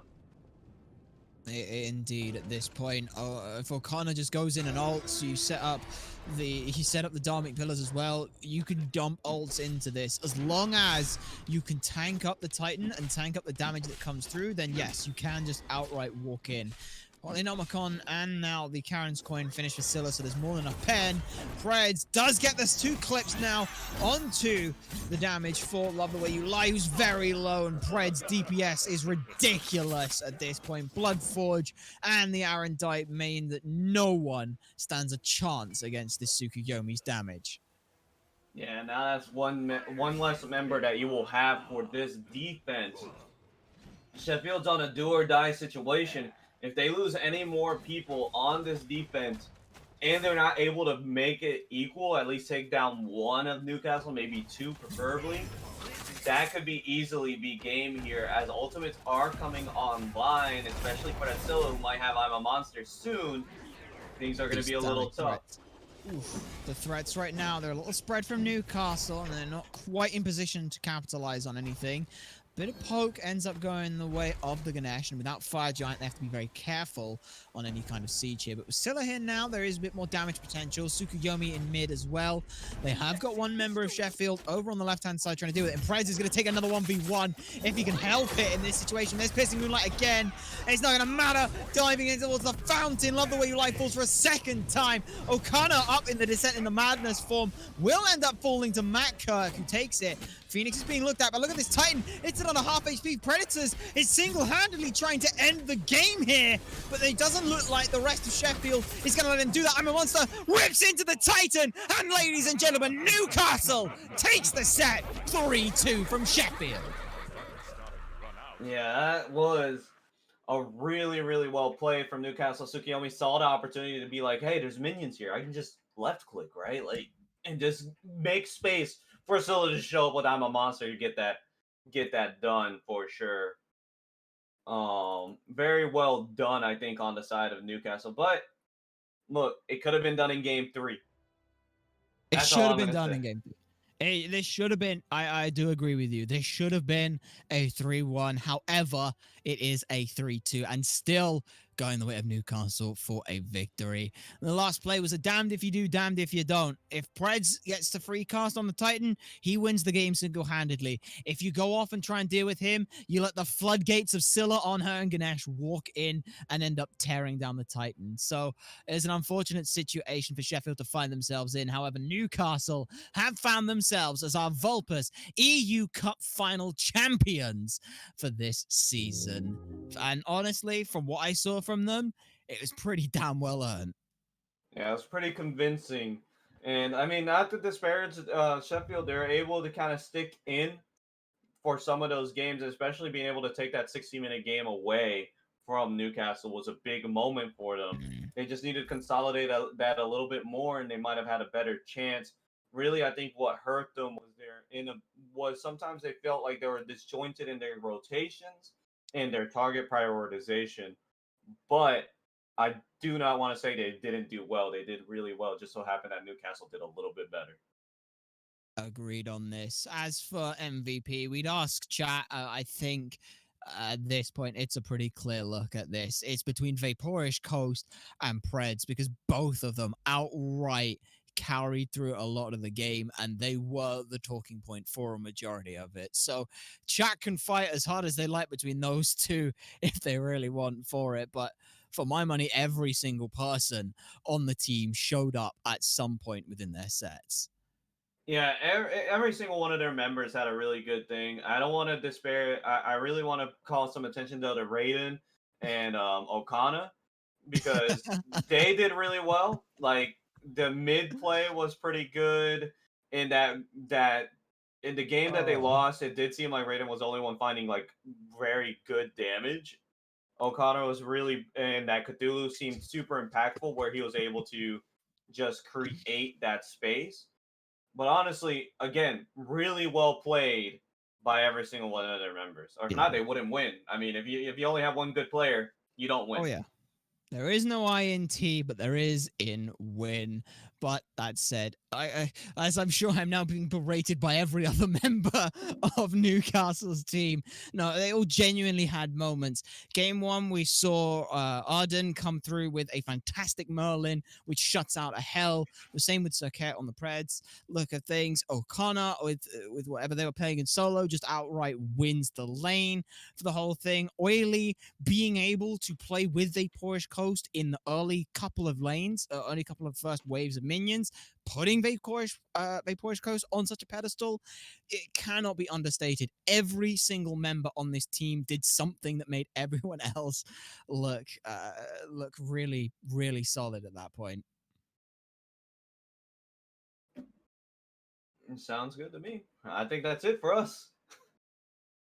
Yes, fair enough. Just to make sure my house does not get nuked, it is Raiden. However, the in-game name is Arden, so I will go with Arden for now. Change your name on Smite and I will fix it, Raiden. However, ladies and gentlemen, that is going to end things off for now. This has been the Vulpis European Grand Finals. First the losers bracket, and now the finals from the winners' side of things. I have been SuperSonicBlur, joined as my co-caster Lucio Hord, as well as our ever faithful, ever wonderful, and brilliant observer Rosy.